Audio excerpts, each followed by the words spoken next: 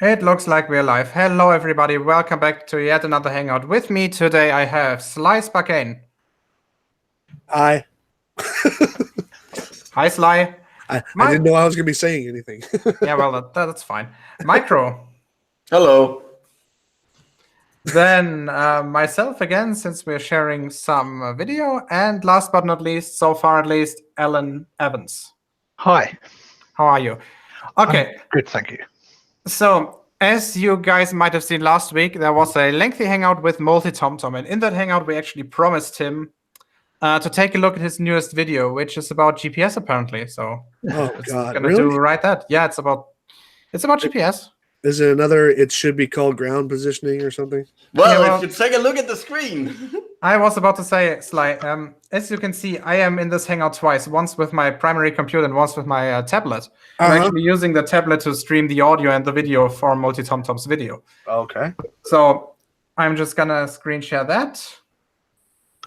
And we're ready to run. Okay. Okay, so let's try this.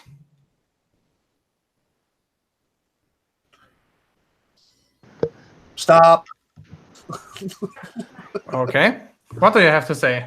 It's called global positioning system. Keep going. Job done.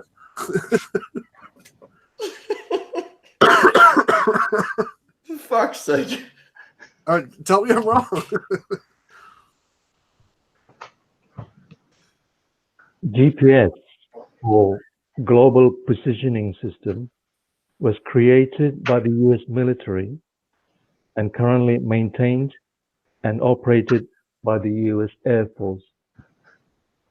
Their main website is gps.gov.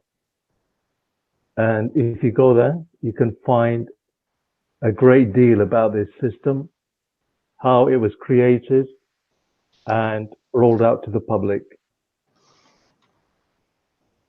Yes. Okay.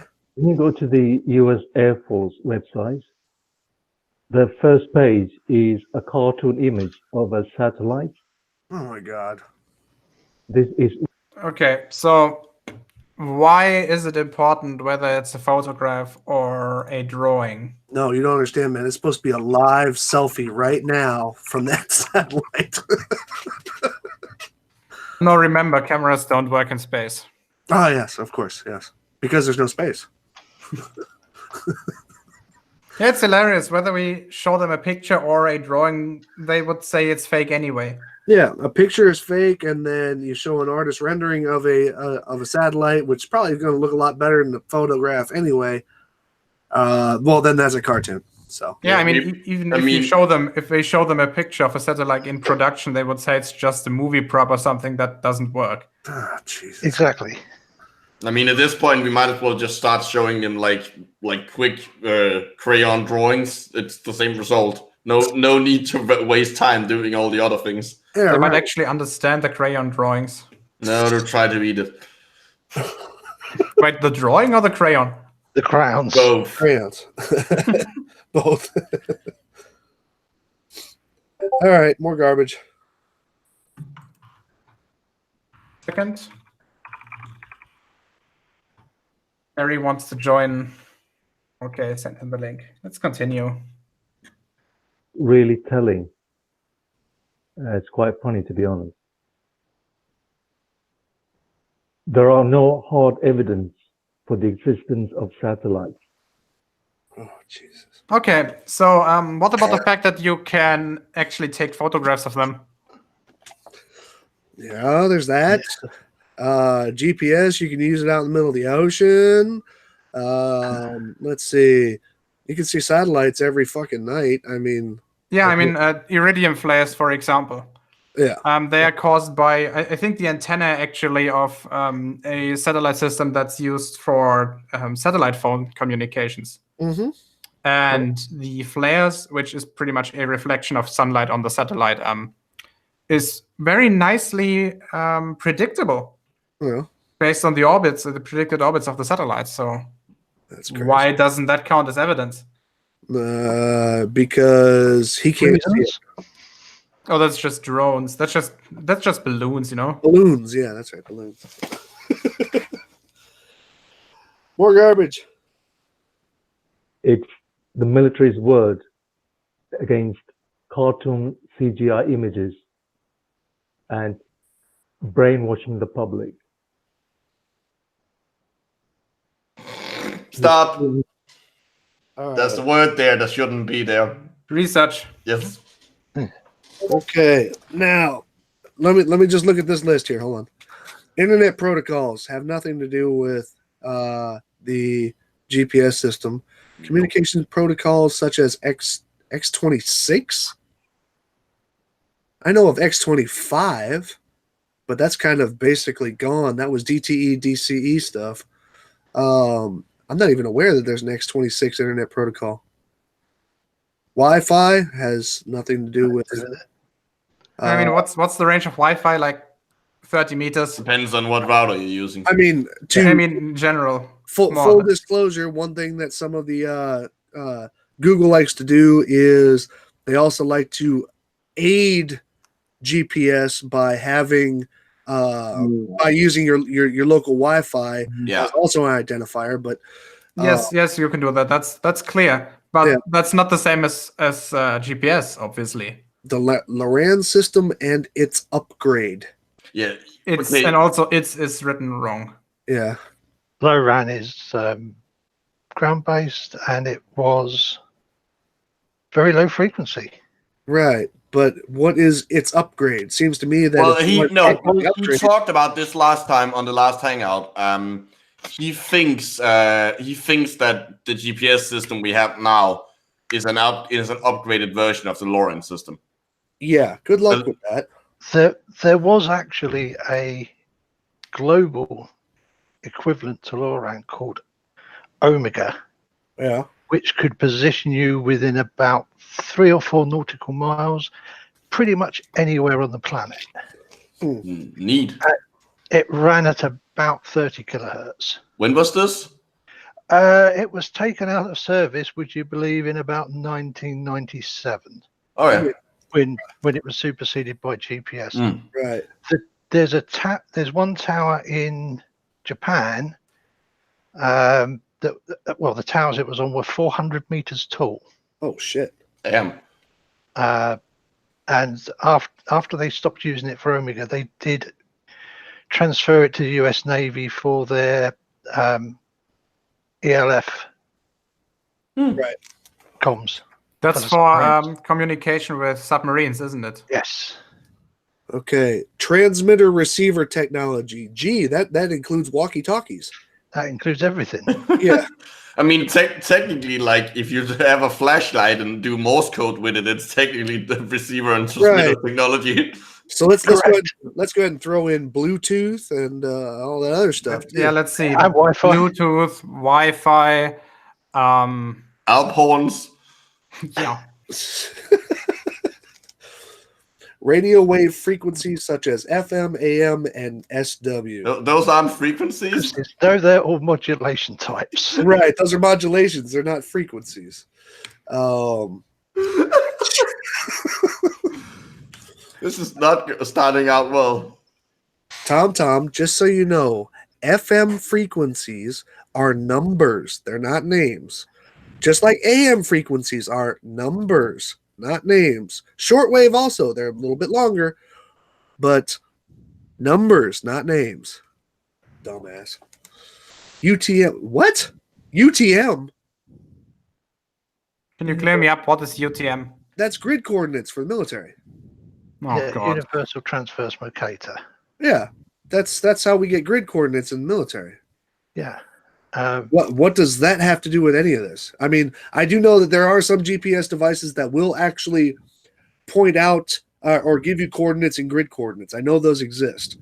But what That has nothing to do with how that like the GPS signal is. you like, might as well start transmitted talking to about. you. It's about as important in the discussion as what kind of batteries your GPS uses. Yeah. I mean, that's stuff that the receiver system does after it's done the GPS positioning. Oh, jeez. All right. More More garbage. stupid? Yeah. More Yeah. stupid. I was going to understand the mention that GPS they system. have digital radio signals now, don't they? Yeah. Yeah. Oh, jeez. You have to do some research of your own. Find out what internet protocols are and how they are used. Research communications protocols such as X26, how it's used to connect your computer device or your mobile device to the internet. Uh-huh. Research what Wi-Fi is. For example, if you go to McDonald's and they have free Wi-Fi access, it's not magic. There are processes and procedures put in place so that your device is connected to their network. All right, stop. Is that First of after all, you get your Happy Meal? he does realize that Wi-Fi and GPS operate in completely different frequencies, right? Very different frequencies. Wi-Fi is usually 2.4 or 5 gigahertz. 2.4 Approximately. gigs, yeah. Do you want to know what? Do you The want to new know ones what are the new ones are actually 5 gigahertz, and the new standard is actually 60 gigahertz. And do you want to know what GPS operates on? I read up on it like a few months ago, but I don't remember honestly. 1575.42 megahertz and 1227.6 megahertz, with a bandwidth of 20.646 megahertz. Okay, so can you actually use a Wi-Fi antenna to receive GPS signals? No, Yeah, that's what I figured out as well. far too small. It's Geo, are you saying that you about a can't use gigahertz out. antennas? What? Are you saying you can't use antennas? Antennas aren't real, man. They're part of the conspiracy. Think of the root word in antenna, ant. They all want you to be ants, man. We're all under. No, sorry. Guy in the side chat called Observer who said burgers have router capability. There you go. I want my burger with Bluetooth. That's actually blue cheese, Blue but cheese. whatever. More garbage. Research what the Lorentz system is or was and its upgrade. GPS is basically a transmitter-receiver technology. It's Yes. similar yes. or Yeah, well, if it wasn't, in a then way. it wouldn't work per definition. It's- So I'm trying. I have been looking for this. I can't find an X26 protocol. No, I don't think X26 exists. X25 was like in the 80s and 90s. That was a wide area network. It's still being, as far as I can tell from what I read on Wikipedia here and some of the other sites I found, it is still in use with about really? 800,000 terminals in 2012. Well, Yeah. let's play devil's advocate here and say that he may have just made a typo and went with it. I'm gonna say no on that unless he's reading his own slides for the video, because he typed it and said it. Well, I've made that mistake too. Well, I mean, I did write a 5 instead of a 6 the other day, but you know, Yeah, we're only human. yeah, but still, man, if you're claiming proof, man, you need to come out with a little bit more precision than that, especially if we're supposed to be researching it, because that right there is telling us that he didn't do the research on it. You don't think they're trying to bait us sometimes by just putting little tiny things in now and again just to see if we can catch us out? It's possible. Yeah, but do you seriously think that MultiT0mt0m has the mental capacity to actually set up such a trap? Oh, just think of it. Yeah, okay. Well, I had a guy in my comments just yesterday and all the way up until today said that he was a pilot in the Aussie Air Force. Well, I wouldn't have known him. Well, I wouldn't have let somebody buy with that because of the fact that, and it was a bell ringer anyway. If you were an officer in the Australian Air Force, you wouldn't say I was in the Aussie Air Force. No. You would say I was in the Australian Air Force, or some other designator or something like that. Well, at least he didn't. Aussie Air Force. At least he didn't claim that he was in the Swiss Navy. Yeah. I probably could have questioned him, but I wouldn't have known a lot to really back it up. He was trying to claim to be a pilot so he can make some point about airplanes. Okay, Oh, I could dear. have only got him on the geographic locations and stuff. Yeah. All right, more garbage. Sorry. As radio wave frequencies such as FM, AM, shortwave. And digital. You've all already heard of. Research UTM or Universal Transverse Mercator and how that's used. I know it quite well. A mapping grid system that is used by the military. Hey, he got that right. On the gps.gov website, they basically tell you how GPS works. Really? It's almost as if that's the part of the point of the website. Blue dot. Yeah, full technical specifications. Okay, I have to go back a few seconds because I didn't understand the last sentence. Okay. GPS only gives you the blue dot. It does not provide the map. Right? Yeah, I mean, why should it? Yeah. And how would that even work? No, it's Phone gives you the map. Right? I mean, those satellites are expensive enough. They wouldn't bother to actually send you the card or the map. And they would also that would also mean that they would constantly have to update, send that information to the satellite each time there's an update to the map. Let me simplify that down even further and just say that the GPS satellite has no idea where you are, so therefore it wouldn't be sending you anything. The only thing the satellite knows is where it is and what time it is. Yep. Yeah. It also says GPS satellites are simply beacons, like lighthouses. No. A device uses to calculate its own latitude and longitude. The satellites do not transmit any mapping information. Correct. Yeah. So basically, what's happening is the cell tower transmits your location, your. Wait, he just said it doesn't. Huh? He just said it doesn't. Okay, he's making the mistake on actually fucking up the difference between LTE or UMTS or whatever the fuck you're using and the actual GPS signal. He thinks they're one and the same thing. No, but check this out. A second ago, he says that it doesn't send you any map information. Then he just said it sends you your location. No, the cell tower. But either way, he says it sends you your locations. Back up. He said that the cell tower is sending you your information, not the GPS satellite. Yeah, but he said your cell tower is telling you your location. Yeah, he did say that. That's Back what up I'm a bit. about. Let's hear it again. Because he thinks the signal comes from the cell tower. Right. No. I mean, source doesn't matter at this point. I mean, I understand he wants to say it's a tower as opposed to a satellite, but he just read and acknowledged that it doesn't send you your location information, but then he says the cell tower sends you your location information. Yep. Back up like 15 seconds. Okay.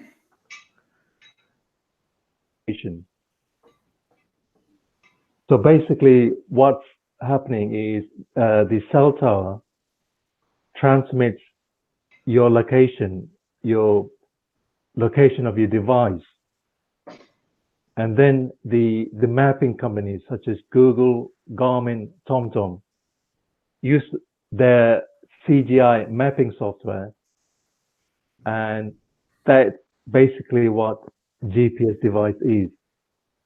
Right, but he just said it sends you your location. Yeah, I don't think he understands that. Like, it sends its own location. Like, even if it was a ground-based system, it would send its own location and the time still. Yeah, it sends its own location and the time, and then the receiving device just measures the time from different signals to pinpoint where it is. I mean, I had a lengthy discussion with him. He couldn't not the one a week ago, but the one like a year ago, in which he wasn't even able to tell me whether you needed only one cell tower to actually determine your position or more. Oh, I remember that. Right. I mean, Alan, you actually have a nice picture of a radar array. I think that is on your monitor or as your thumbnail. Yes. Okay, so the reason those radar dishes are rotating is why exactly? So that we can see in more than one direction at a time. Exactly. Because so the that beam, you the pretty beam much from that radar is 1 degree wide. Yeah, so that you can actually derive how far away an object is at any given direction. Yes. Right? You can determine a angle or a heading to distance correlation, Yes, which would not be possible without the radar being rotating. No, we can point the aerial in a direction and then we can fire out and get a reflected signal back and know how far away and what bearing is. Exactly. So if you had this system for the system that MultiT0mt0m is proposing, you would only need one cell phone tower with, however, a antenna that is rotating or at least orientable so that it would know from which direction the signal would be coming. Yes. Yeah, there we go. And he didn't know the difference between this and actually triangulating your position using the positions of different radio towers. So one radio tower to cover the whole Earth? Maybe? I don't know. Of course.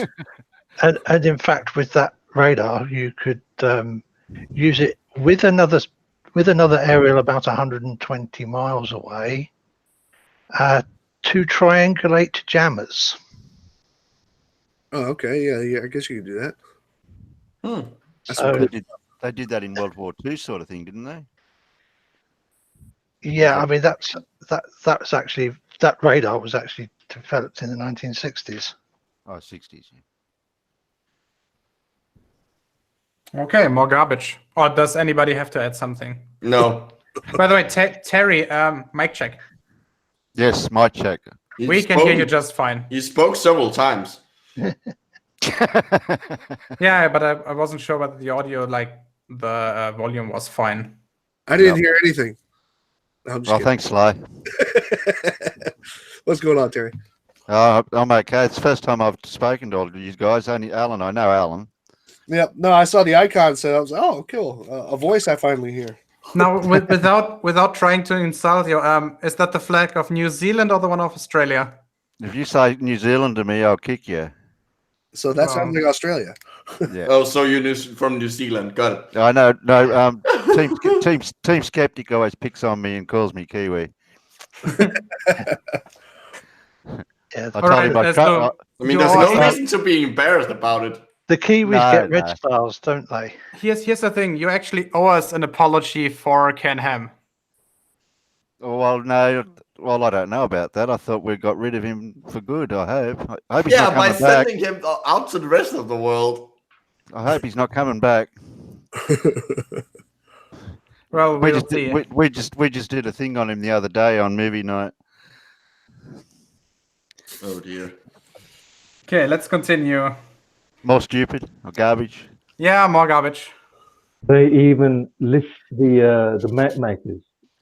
These companies get license from the MOD and they use their own software, which is basically CGI.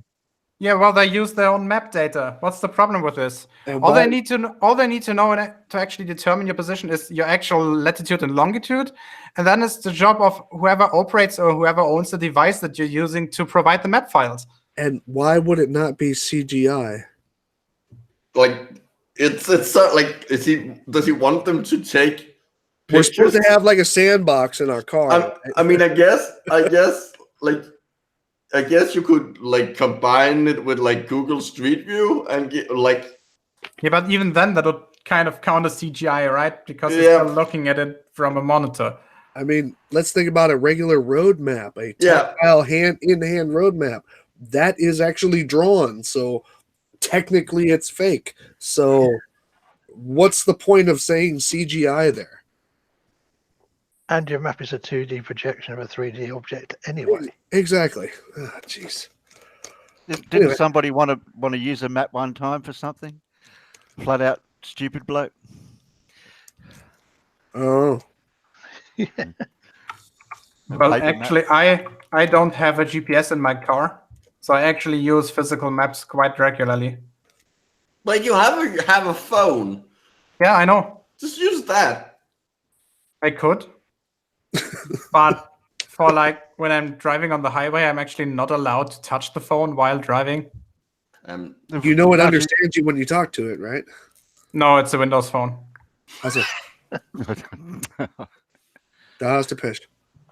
Hey, the system is surprisingly good. It's just a shame that there's no good apps for it. That's true.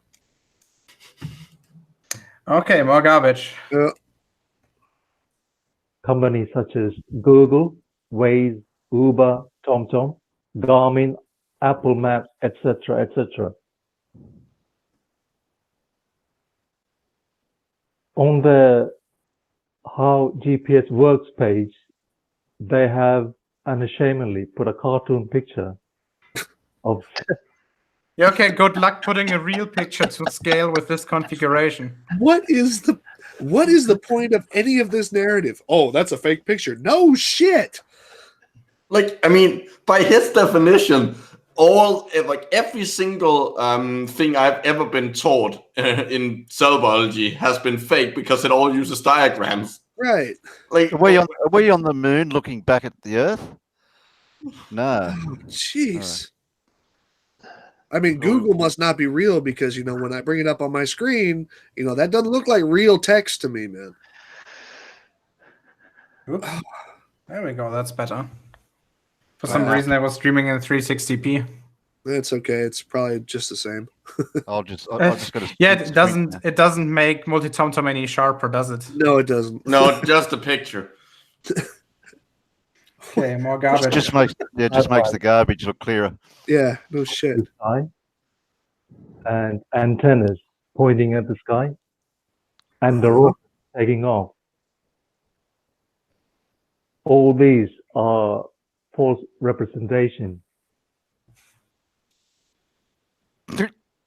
Okay. if you say so. You win there, man. Those are fake images, man. You win. Yeah, can't argue with that one.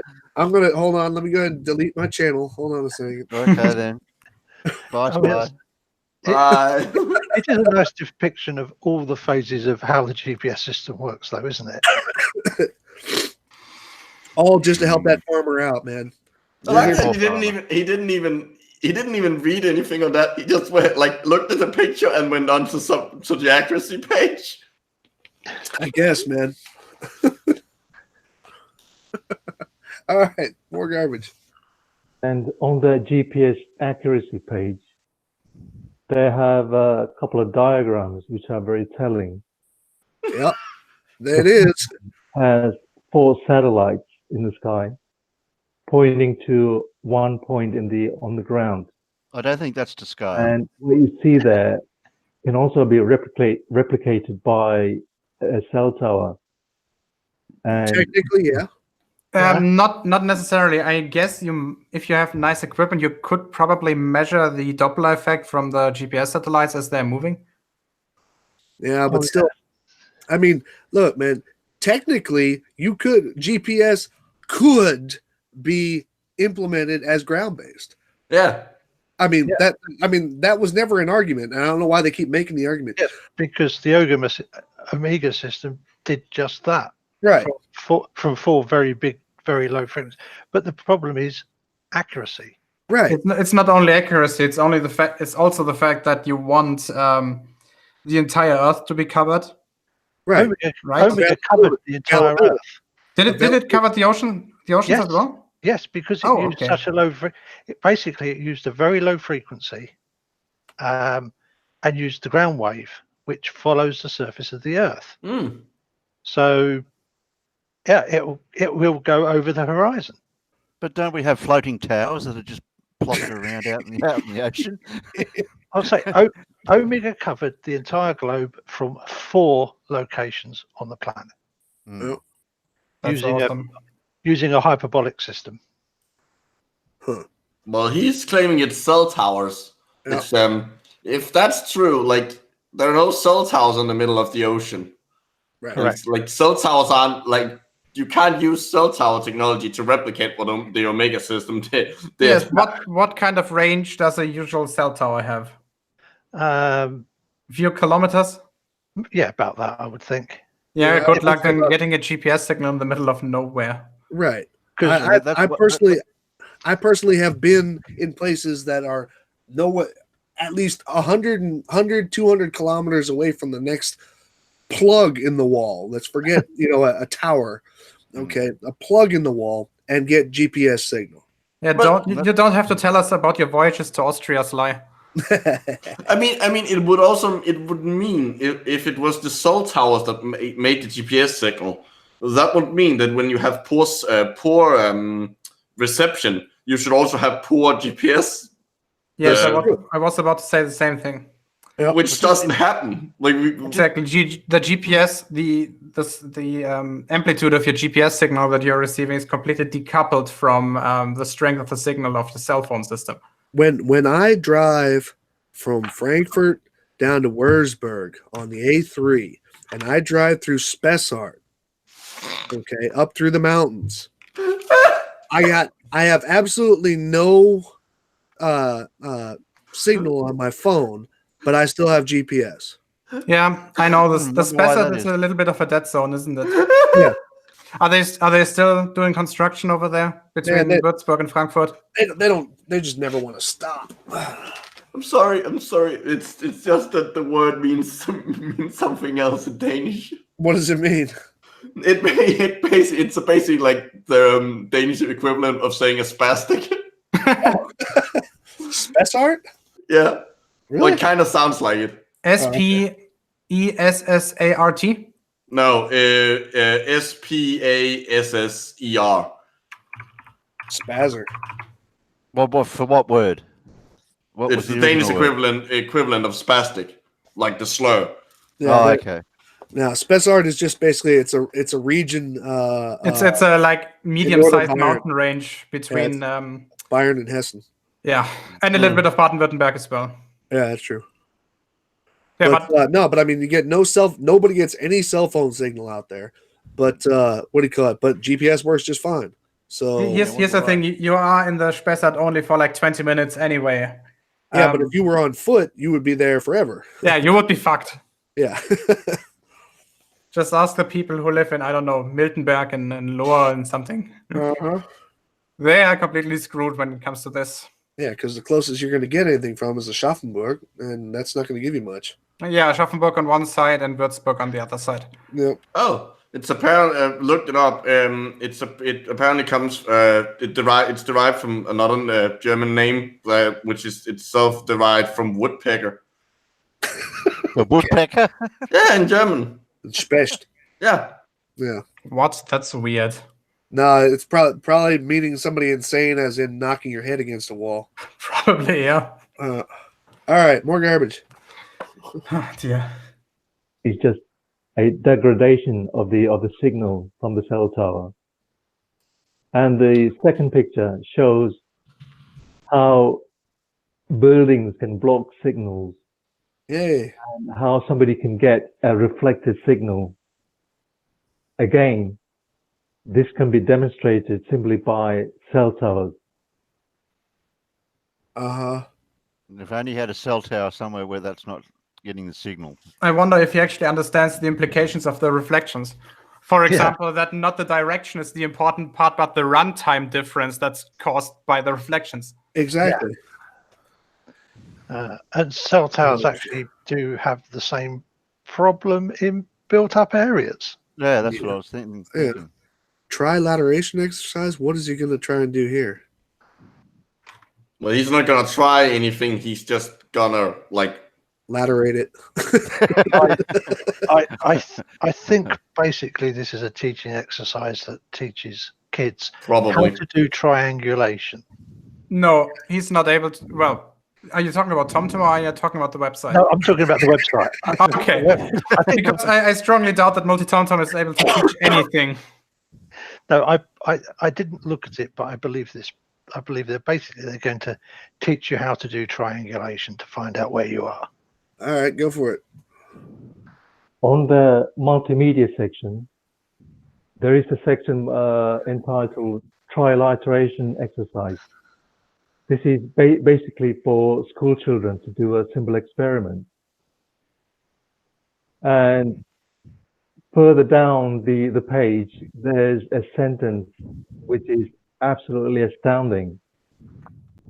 It says, quote, "We will be using a flat map and string when in reality, the Earth is round and the satellites are in the sky, not on the ground." Why on earth would they even put that there? Because to make the exercise easier, because you're probably talking about like not even high school kids. Wow. Yeah. So maps flat must be a flat Earth, right? Yeah, that's it. I mean, let's not forget that above this thing here it says, let's see, in GPS known points. Yeah, in GPS those known points are the satellites themselves. Let's see. I see satellites all over this page, and he wants to pick out the fact that they said they're going to use a flat map. Yeah, well, they kind of have, like, unless he's expecting the... I mean, I guess they could technically just get a globus and do it on it, but that's just gonna make it harder. Like, the teacher is just doing this to illustrate how this works, the point. Right. And kids, unlike TomTom, the kids will be able to use their brains and like imagine how that would work in 3D. Like it's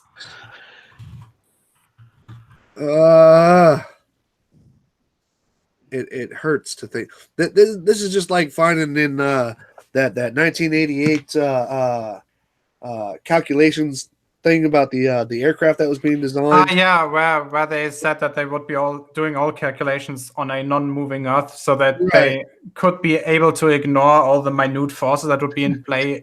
Right. Under rotating. He cherry picked one word out. Flat map. Well, 2 words. Yeah, I mean, did you see the maths in there? It was complicated enough. Shit. The thing, I did a video on that a while back when they first came out with that, and with that as proof, and I pointed out how many times gravity was in the calculations. Great. Man, I got some people pissed. Do you know what's really funny? The trilateration exercise they're talking about is very similar to the way systems like LORAN actually worked. Uh-huh. Because they would basically do what the GPS does, send out timed signals and look at the difference in arrival time. Yeah. Oh, jeez. Next thing you know, he'll be probably complaining that says this exercise is best done in groups of 3 to 4 people. You know, at least 2 of them have to be Illuminati and 1 has to be NASA. He'll have problems finding 3 friends to help him with this. Okay, well, guys, I do got to get. Oh, come on, it's 1 minute to go. Okay. Okay. But quickly. Quickly, 1 minute. Is that the truth? Is it the other way around? Have they flipped it? Well, you decide. GPS should be renamed Ground Positioning System because there is absolutely no hard evidence for satellites or even space technology. Really? All we see are rockets going up and then a CGI movie being presented as outer space. At what point did he even cover that? like yeah. This I'm not like he said, like, yeah, he's technically correct when he says that the video can't be debunked because there's nothing to debunk here. Yeah, because there's no real claim made yet. No, he's just making assertions based on like his weird interpretation of a website. That's it. And he just went through this whole GPS thing, and now he closes with there's no proof of space-based technology. What? Yeah, he's doing this backward ass. No, that's full ass right there. Oh, okay. No, it's just argument from nah. Yeah, it's argument from either personal incredulity and also argument from ignorance. Because as we can see quite clearly, he completely doesn't understand how any of the systems he was talking about work. Even when the site is designed to explain it to you. In very simple terms. Yeah, exactly. Even when the site is explained to is built to explain this to kids, he still doesn't understand it. Even gave you an exercise. Did he do the exercise? No. To be fair, I don't do any exercises as well. Yeah, well. Okay. Haben wir doch gesehen. Yeah, fuck you. Okay, last 15 seconds.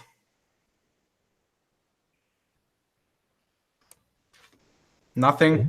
People all over the world just wake up and smell the coffee. Did he just say smell the coffin? Coffee. No, Oh, coffee. the coffee. Okay. Yeah. That makes so much more sense. I have to go and get a coffee now. Englische Begriff. Why did I go and get a coffee? Okay. Just go ahead.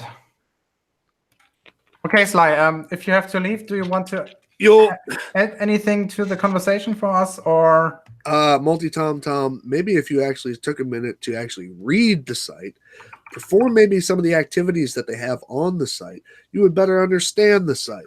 You can go out and see satellites every night.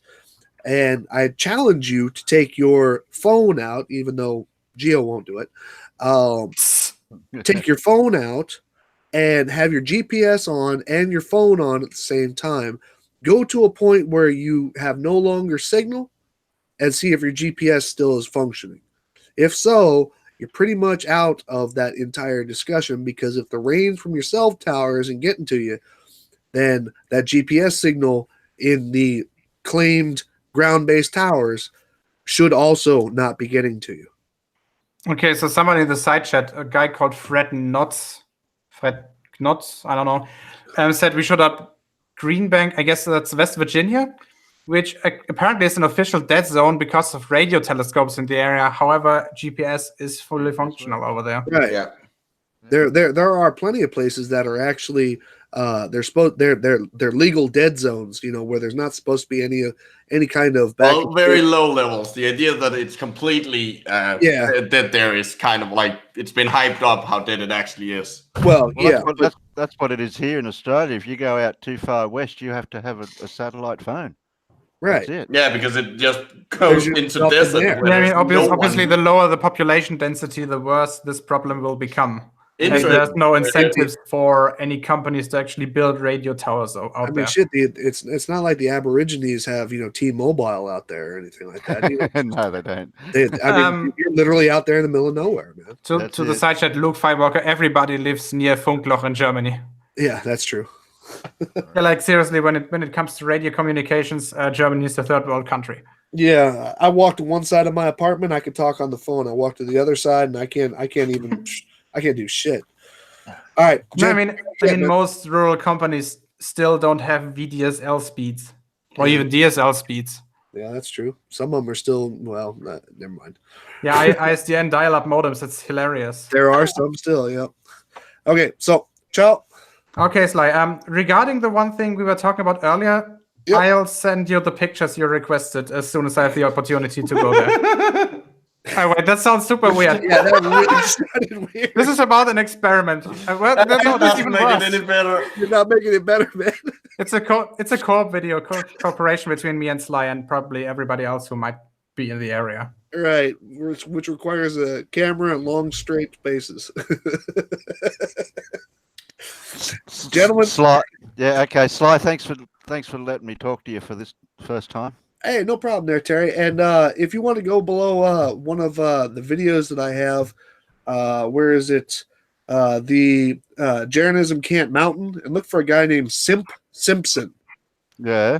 Yeah, he's apparently a fellow Aussie, but he doesn't. He seems to spend his time filming bands in the Philippines. But whatever. But that's the guy who claimed to be a pilot in the Aussie Air Force. Okay, then. So feel free to have fun with him. Okay, thanks for that. All right, it's gonna be brutal, isn't it? I already told Wolfie, so. All right, y'all have a great night, man. You too. Yeah, and have fun at work if that's possible. Yeah, well, I don't know what you're doing. Maybe your job sucks. I don't know. I That's really my don't hidden care. Schreibtisch. Okay, yeah, that sounds boring. Yeah, it is. Okay, ciao. Okay, see you. Bye. See ya. Bye. Okay, so far at least, MultiT0mt0m is not in the side chat. I have heard, I was just informed a few minutes ago that apparently he was pretty pissed that I would be covering his video, even though he agreed that I could do it until this week and that we would be talking about it. But since he isn't here at the moment, and I don't think it's worth waiting for him, we're gonna change topics if you want. Sure. Sure. So before we change topics, like a complete 180 in topics, Alan and Terry, do you guys have anything to add to MultiT0mt0m's idiocy? No, there isn't very much to add to MultiT0mt0m's idiocy, is there? Well, I'm sure he will come up with plenty to add to it. But yeah, if somebody has the contact information of MultiT0mt0m, I do. I have sent him a message in Google Hangouts about a week ago, but apparently he has neither seen it or he has not responded to it because he says, Google Hangout says, I cannot do any further communication until he accepts my friend request. So I currently don't have the possibility to actually reach him, at least not via that channel. I haven't found him in Skype. I haven't found him in Discord. If somebody has, tell him that we're live and that we would like to talk to him. Okay, but until that happens, yesterday I received a really funny letter. Okay, so I don't know if you guys have already seen it. I have. I know that Micro has. What about you, Alan and Terry? Yeah, I've seen it on the Discord. You've seen it on the Discord. Okay. So this is a story about a televangelist who became famous in the 1980s. Actually, let's stop with sharing MultiT0mt0m stuff. I have to share you for a second there, Micro. Just Actually, pass me around. One. Yeah, you're used to this, aren't you? Yeah. Well, while you do that, I'm gonna get some soda. Do that. Oh, Hobo doesn't want to join because he has a migraine. Oh, okay. Okay. So, where was I? Yes. The backstory. So this is a story about a televangelist from the 1980s called Peter Popoff. Now, I recently Sounds stumbled... like a cartoon character. Actually, yeah, he was actually born in Germany. Popoff is not that unusual of a name over here.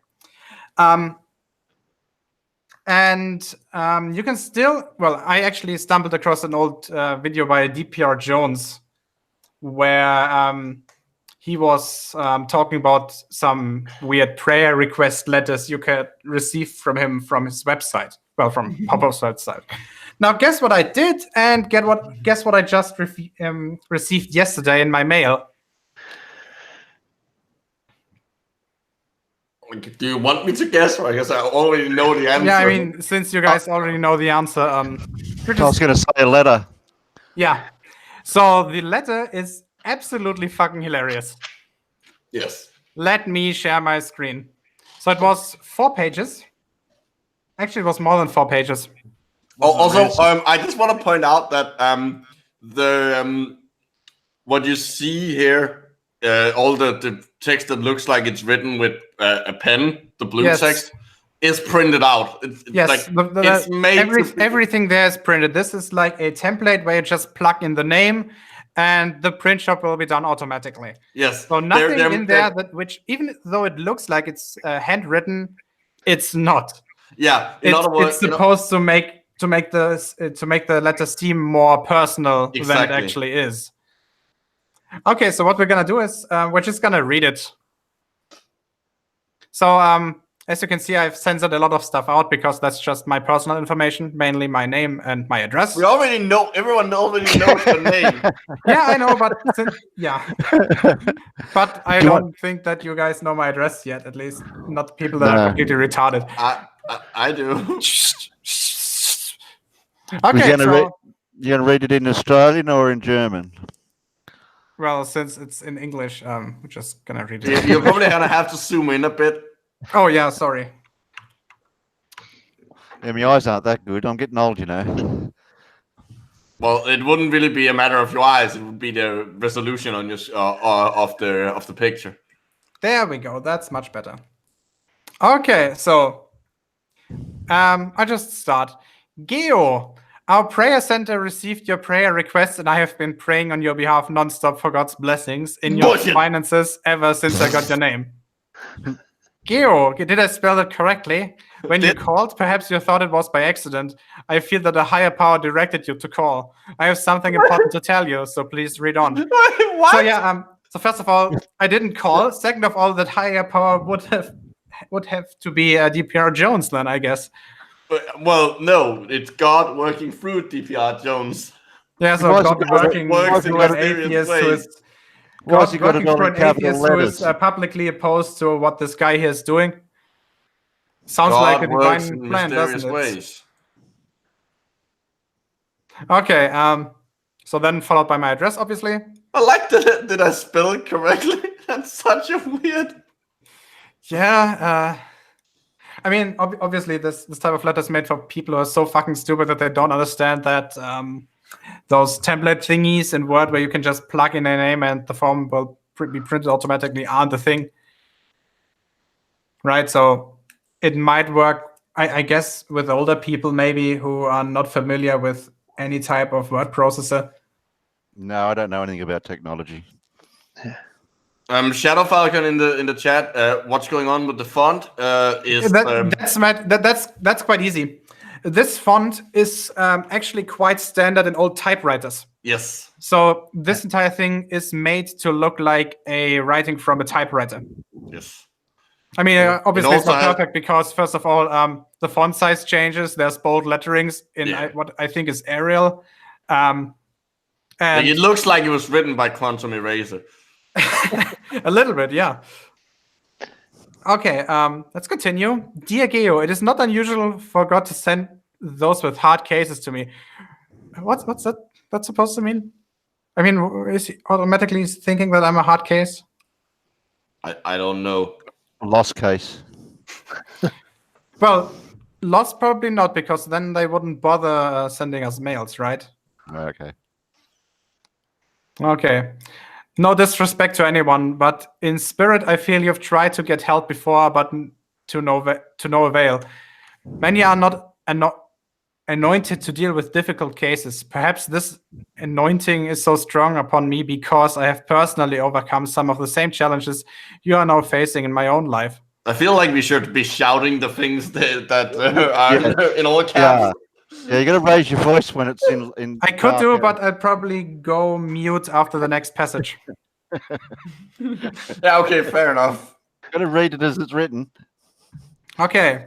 In my prayer time, God showed me some of the hard things you are now dealing with. By the way, the prayer request I sent was just, I need money. So what's these hard things? Imagine if he received a letter from somebody who was like finding out that he or she would be homosexual and receiving the same letter here.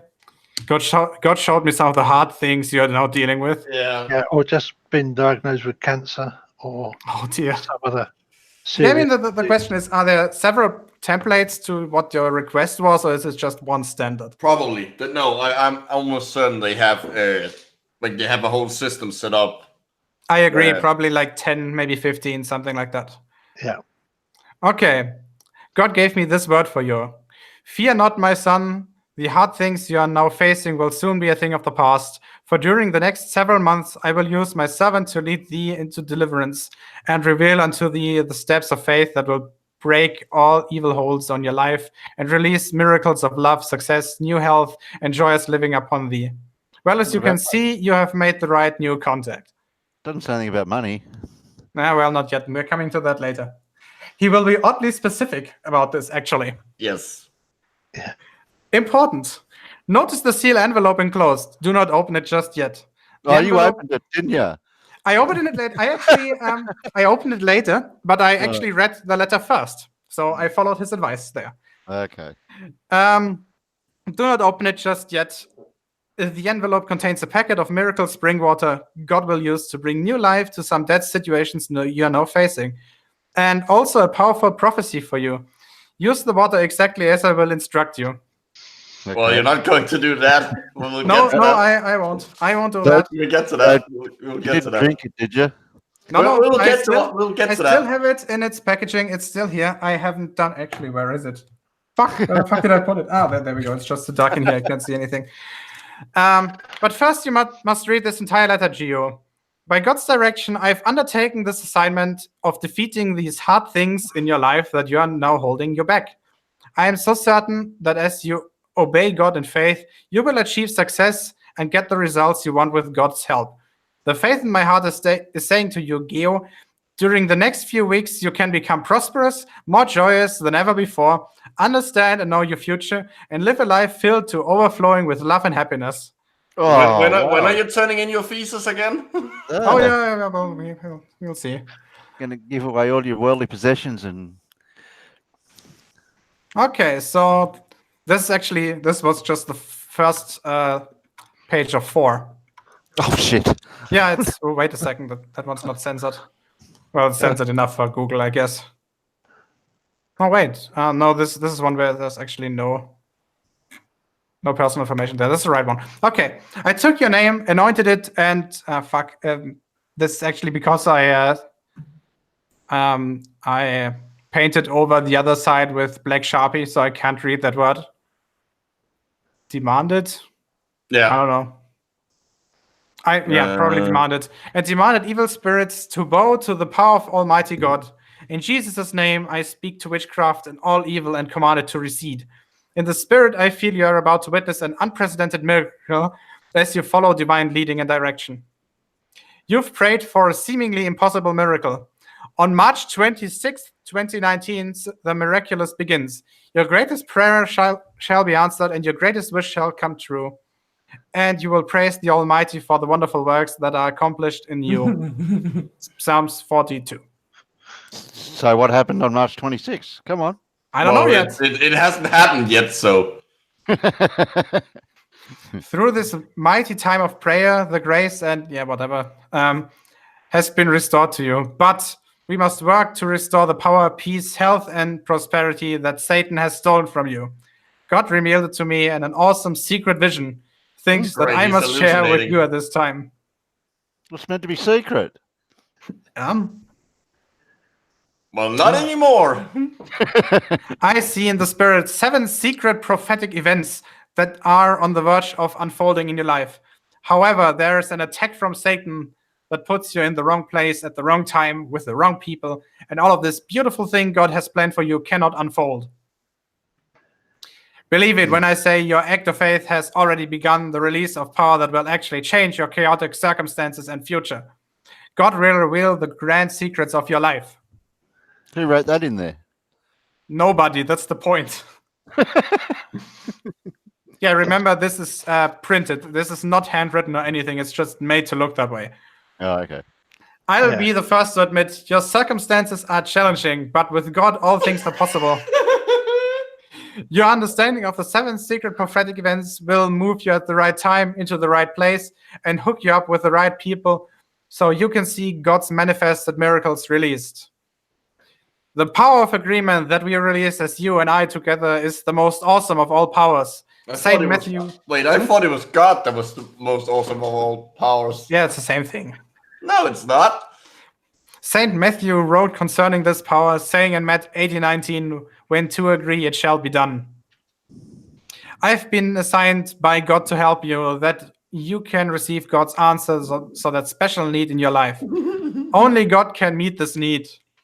And he has put the over 40 years of victory of this ministry behind you.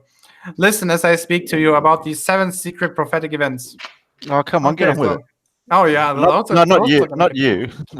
Him. Yeah. During the next few weeks, through the help you receive from this ministry, God will move you towards a sudden release of money. Oh, I knew that'd have to be there. That's nice. A sudden release of money, so your wallet breaks and they all fall out, or like.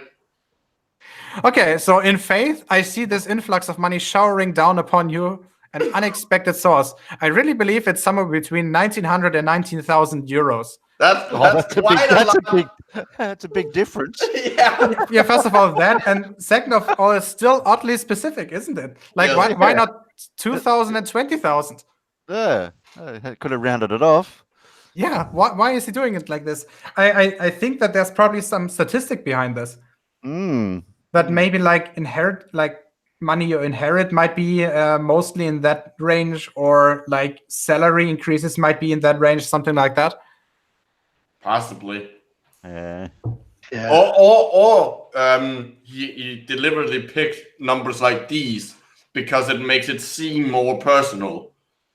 Like if it had been like 2,000 and 20,000, that seems like, oh, it's like those are like neat round numbers, but because they're these numbers, that makes it seem like he might have some contact with God. To an idiot. I don't know. Maybe. I envision a dramatic turn of events in your life, like Joseph's, that will take you from the pit to the palace and elevate you to a position of authority and influence. The favor and blessing of God will rest upon you and follow you wherever I go.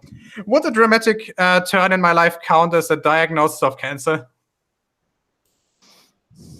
I mean, yes. I mean, it's dramatic, isn't it? That would be a dramatic change. Oh, hey, Jared, how are you? Hi, Jared. Hi, Jared. It's wet. It's cold. Oh, is it? Fuck. Yeah, You we're can have it. looking. We're looking. Let's see. For you claimed to be civilized people, 1 degree and raining. Yeah, I wouldn't mind a little bit of rain at the moment. Well, 1 degree, it's like -10 maybe over here. I'm not sure, actually. No, Yeah. 1 degree for you guys. It's 33 here. Yeah. Oh, okay. -10 degrees for me over here. Like my units, the good units. No, No, it's 1 degree Celsius, 33 Okay. degrees Fahrenheit. Yes, I Yeah. understand that. Oh, it's been 28, 27 here today, so that's not too bad. Okay, next page. Does maybe anybody else want to read? Well, I was going to ask, does this guy think he's like a Christian version of Miss Cleo? Who is Miss Cleo? A late 80s, early 90s telephone psychic here in the U.S. Yeah, pretty much that. Yeah, it seems to have that vibe. So if you don't actually know who Peter Popoff is, I actually recommend Googling him or searching on him in YouTube, because there's an epic debunking of what he did in the 80s by James Randi. Yeah. I won't spoiler you on this. It's just hilarious. It hasn't got to the good bit yet. Yeah. Okay. Third, does maybe anybody else want to continue reading? Sure. Third, this concerns the power of provision. That God, he fucks up the spacing here. That God is about to release into your life. That something or someone who causes fear, causes hurt, will be removed. That more to come. So God is gonna kill. Yeah, God is my he's hitman gonna now? stab somebody to death, I guess. Like God has become my mafia enforcer. What the fuck is going on here? Well, I guess. And what about the part before that where God is going to come in? It's like, anyone else think giggity? Well, then you also have to talk about releases and coming. And hard things. Yeah. And hard things, yeah. Okay, your guiding document is the biblical book of James. 2 verses were strongly imprinted in my spirit. First, James 1:5. Sounds like it would hurt. If any of you is without wisdom, let him ask it from the God who gives generously and will be given to him. This verse tells us that only God can get you to the place where you want to go. What about a GPS? Or German railway system. It confirms that God will reveal secrets that will enable you to reach your goals and experience true prosperity. Mm-hmm. The second verse, every worthwhile gift, every genuine benefit comes from above, James 1:17. This verse counsels you to gratefully accept those gifts bestowed from above. I bring you these gifts from God that will grant your very heart's desire. Grant your very heart's desire. Wait, Now, is this why it was so much better to get a present when you were a kid than when you're an adult? Because the adults that gave you the present were taller, so the gift would always come from above? Maybe. Not Question sure where I psychologist went when with we that meet him. one. Where's Rhetoric and Discourse? Okay, let me just follow the direct leading of the Holy Spirit here. Just as God opened up the secret way of deliverance for the children of Israel, and they miraculously walked through the Red Sea, God is now ready to open up a secret way of deliverance for you. There are 3 more important prophetic events that are yet to be revealed. However, you must obey God in this. Your obedience is the key. Obey. Obey. Obey. I can only reveal them to you in my answer. Obey God in this. I like the phrase, and wait, there's more. Geo, now in Jesus' name, open the envelope that has the miracle spring water in it. Before you use it, lay it next to your bed tonight only. I believe the angel of the Lord will trouble this water as you sleep tonight. What? You'll trouble this water? I don't know. How can you trouble water? By punching it. Troubled water. Microbes? Troubled water means is as in the sea. Troubled sea. Oh, okay. I'm guessing. Maybe. Yeah, I think, yeah. According to St. Luke, To be fair, 3 he's not the only one guessing in this. Yeah. According to St. Luke 6:38, you must qualify yourself for a supernatural blessing. Yes, Ooh. this harvest of a great income. I guess at this point you guys know where this is going. Phrasing. Yeah. Yeah. Yeah, crazy. The Apostle Luke said the way to qualify yourself for a pressed down, shaken together, and running over blessing is to give. Yeah, phrasing. After you use the miracle spring water exactly as I direct, take the small sticker and write your name on it and put it on an empty container. When I get it back, I'll know that you have acted in faith and followed the instructions of the man of God. I am asking you to plant a holy consecrated seed for a grand harvest offering of 25 euros. No, I don't want you to send 45 or 105, which means I exactly want you to send 45 or 105. Send exactly 25 euros. No, actually send more, because 1 is the number of the father and 9 is the father's number of new birth. What has 1 and 9 to do with 25? I have a guess here. I'm guessing that they also have a dollar version of this, the original dollar version, and they didn't change that part when they changed the amount. Yeah, no, the but one that's and the the wrong way nine. around. It would make more sense the other way around, I guess. Yeah, where's their math? Send it back to me along with the empty miracle spring water packet. No, I didn't do that, actually. I still have the spring water packet thing, and I still have the stickers. But everything else is sent back, including a personal letter I wrote to Peter. You will see later. We'll get to that. Yeah, we'll get to that. Okay, page 4.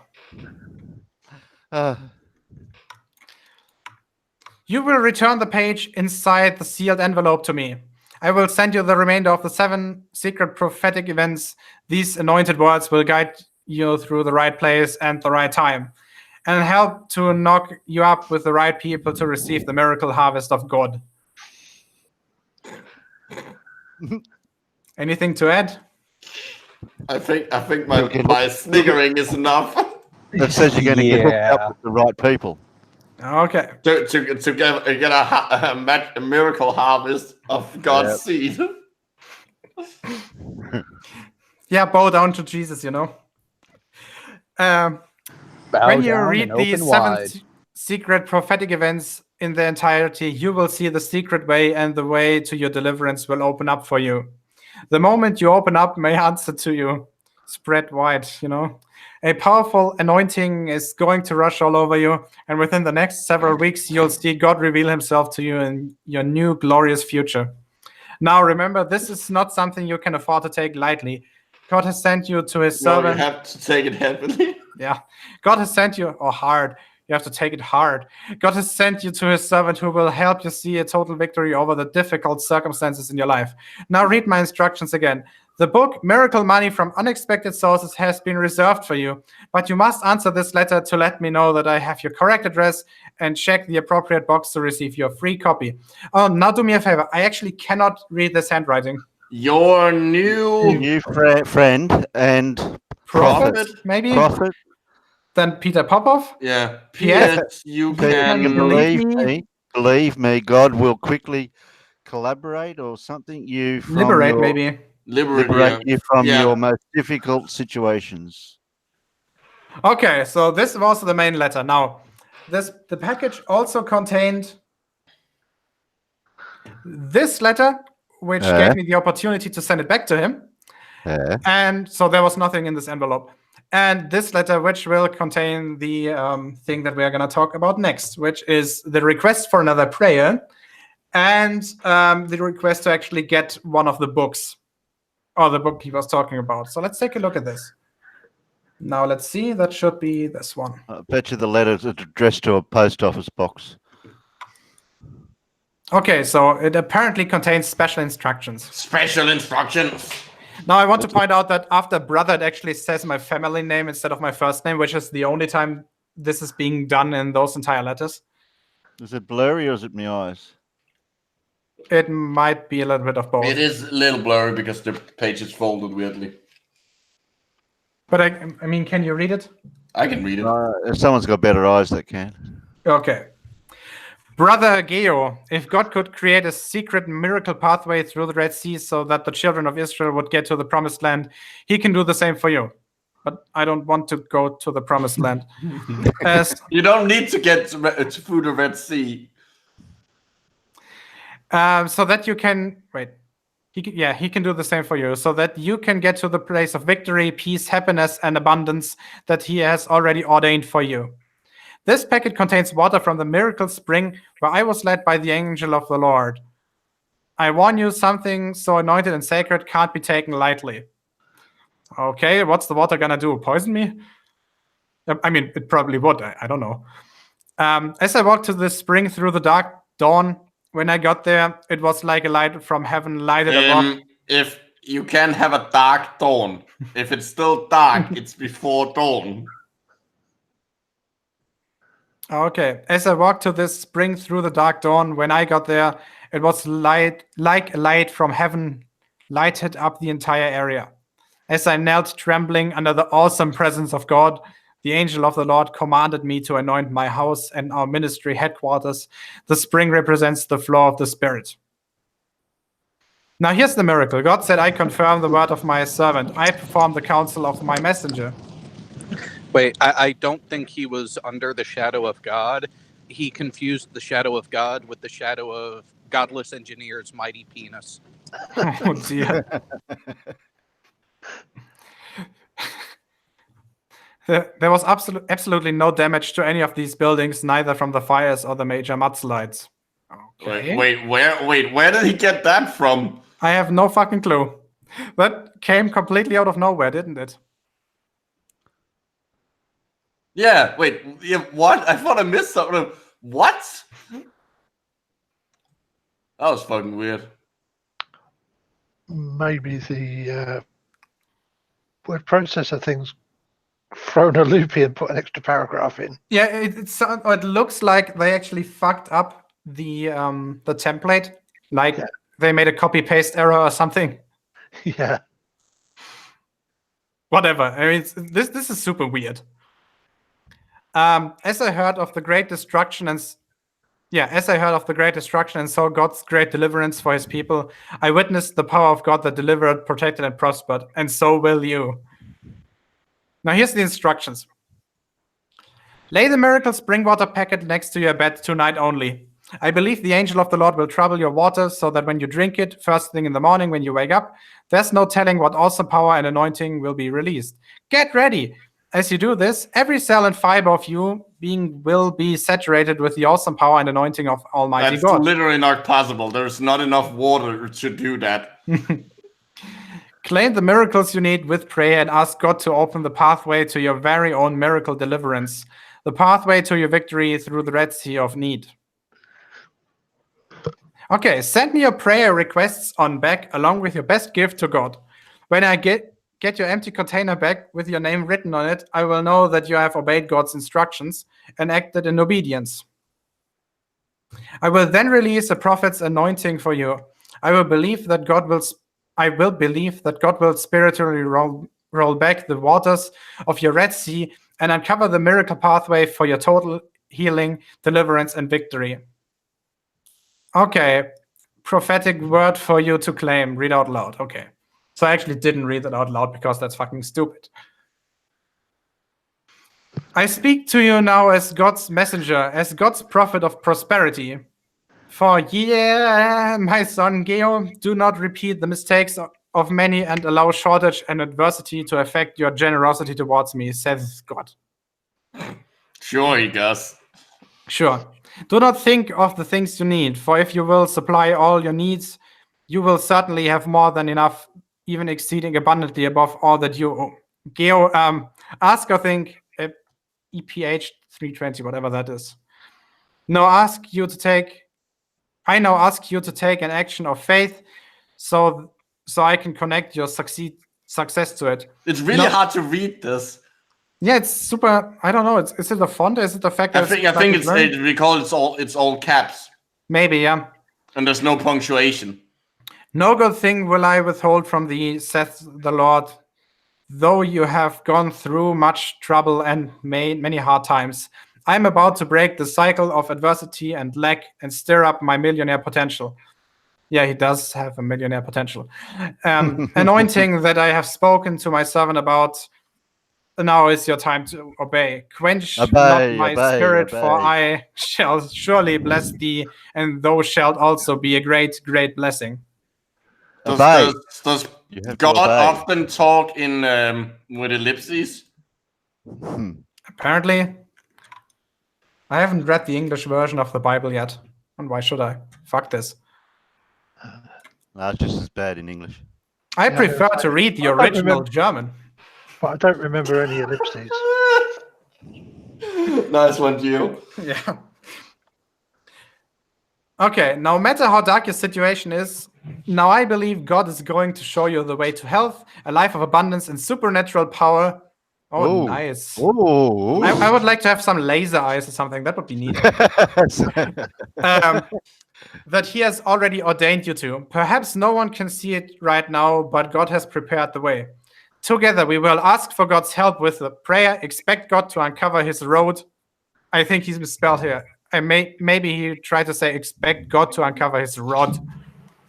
We will, through your Red Sea situation. I don't know what that means. What's that supposed to mean? Release our faith in obedience to his leading. I think he's using the Red Sea as like a metaphor for your problems.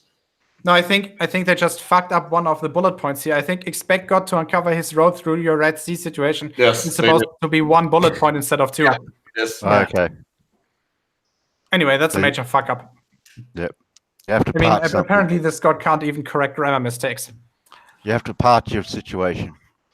Okay, Geo, I believe God has a secret way that only he can see right now through your problems and troubled waters that lead into a life of total victory and abundance. Total victory sounds nice. Oh no.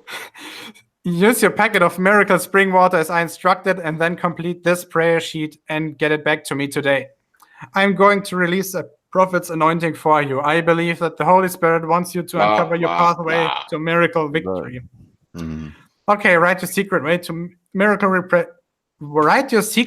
miracle request below. Okay, what I wrote in there, you'll see in a few minutes, okay? But let's just finish the entire thing. Yeah. Okay. So you have a few options there. Geo, now release your faith through your giving. Let this be your first step towards and across the Red Sea situation and into healthy, prosperous, joyous future. Yeah, I actually crossed that one. So, Peter, I am moving forward in Jesus' name, blah, blah, blah, by faith. There's my gift of love, faith, and obedience to God that I have anointed him on to close. Wait, why is there an other option? I thought he specifically asked you to give 25 euros. Yeah, it says other. Not more. Let's give him the option of other. Okay, so here's the thing. I actually sent him some money. Well, I mean, that's technically true. Yeah. No, I mean that is true. That's what I did. Yeah. Put a euro in there and say, "Could No, I no, no, please no, get no, no. change?" It's even better. Wait a second. It's gonna Okay. get better. Okay. Okay. Please send me your free book, Miracle Money, from unexpected sources. You must confirm your address in order to receive your free book. Yeah, obviously that contains my address again. P.S. I will Reveal Absolutely. everything. several No, I'll reveal. reveal. Yeah. Reveal absolutely everything I see concerning you. Shocking revelations, incredible life transformation. Okay. Also, I will keep this private. Please give me your phone number, blah blah blah, and email address. Okay. Before I just have to share you for a second, Micro, because I'm not sure whether I actually shared my email address in the next picture. Oopsie. This one. Do you know if Okay, anyone else? Do you Here's know if what I anyone wrote else? in. Do you know if anyone else? Do you know around the area where you are has got one of these? No, he No, specifically I asked specifically for it. requested it Oh, okay. for two reasons. Any amount of money, effort, and time they spend on me cannot be used on somebody who doesn't know that this is a scam. Okay. So if you're actually interested in this, I actually urge you to do the same. Yeah, because I mean, annoying creationist is funny as hell. Well, technically we don't know that he's a creationist, but probably is. Yeah. Okay, here's what I wrote in. Special personal needs, finances. I want to find my dead great-grandparents' Nazi gold. Nazi gold. Oh. Have you tried looking in the Vatican? Oh dear. Okay. Want to see what I sent him? Yes. Okay. This Well, is I the wouldn't content of know. the letters I sent him. A bunch of nuts so that he finally has any. A 1 euro cent coin on which I drew a dongle. And a bunch of flat washers. And an Allen key. Yeah. Yes. And What's the the- hex nut key or whatever they're called. Allen key. Allen key. Okay, so the 1 euro cent I sent for only one reason, so that it theoretically, technically counts as a donation. And before you ask, the other side of that coin actually had a cork on it as well. Oh, jeez. The reason why I sent all the other stuff is pretty much only to make the letter a little bit heavier, hoping that increases actually the costs for him. Oh, By the way, it costs for him quite a lot. Yeah, so Because obviously the heavier the letter, the more he has to pay. Exactly. Yeah. But I didn't want to pack it like with all the way full, because I don't know if they have a weight limit and if they could send it back to me. But that looks like about £5 or €5 there, just in what I see. Maybe. Yeah, a couple of nuts. I mean, the key is useful. So is the washers. Well, Like, here's the thing. The key I actually got with some IKEA furniture, so I have like 1 billion of these. yeah, but you're still sending him something that's useful. Well, I could send. I mean, the only thing that's less useful than this would be hacked up Cosby DVDs, and those are not as heavy. Okay. Okay. But I also sent him a letter I wrote. Now, Micro, you've seen that letter, and everybody else. And it is fucking glorious. Seen that. You went to trouble to write a letter. Yes. That's kind of above beyond the Call of Duty. It's gonna be painful. So, Terry, why don't you read the letter? Wait a second. I don't know if I can read it in Australian, but I'll try. There we go.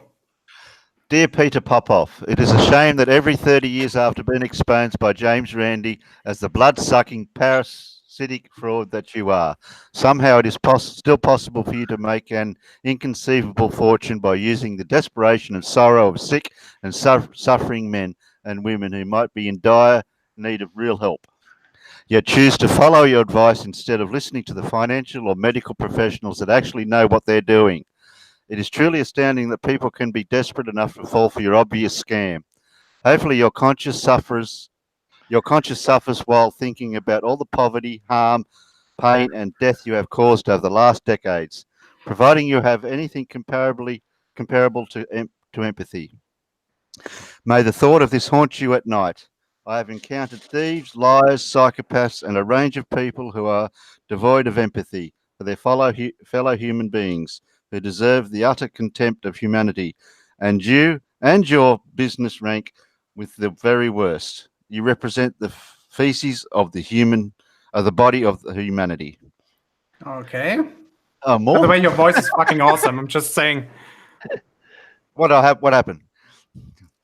Where was I up to? All the way up, I scrolled down a little bit. Oh, the top. Yeah. I do not know how much the letter your company sent me cost you. I do not know how much the letter you are currently reading now cost you, but it is not enough. However, I feel delighted and rewarded by the thought that the money, time, and effort you wasted on me was not used to cause even more damage to society than the one you have already done. Am I going all right? Okay. As Do you're you so want to glad. continue? I mean, if you want, I can continue, or somebody else. No, well, I don't know how fast I am compared to you. Okay, then let me continue. I'm just as fast. As you so gladly offer me the opportunity to receive your book, Miracle Money from Unexpected Sources, please do me a favor and do send me a copy of it. My address is, as you know, included in the prayer request letter that I have sent you back. Given the contents of my letter, I will be amazed if I receive the book you said I will receive. However, if I do get one, I'll be happy to give an honest, objective review under the strictest scientific standards. Furthermore, thank you very much for the miracle spring water.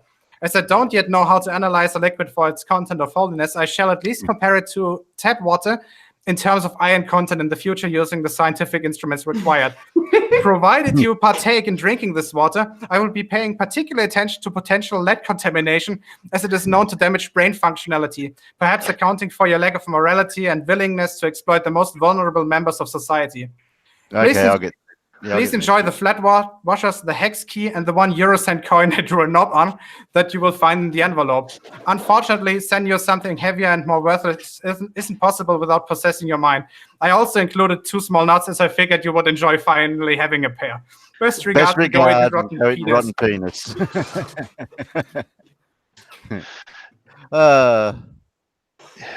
Okay, is that a fair letter to write? That's actually going pretty Although easy. Brain functionality isn't technically correct, it should be brain function. Yeah, you filled up the whole A4 page, so that's not too bad. Yeah, I specifically made sure that it would fit on one. Yeah. Okay, anything to add?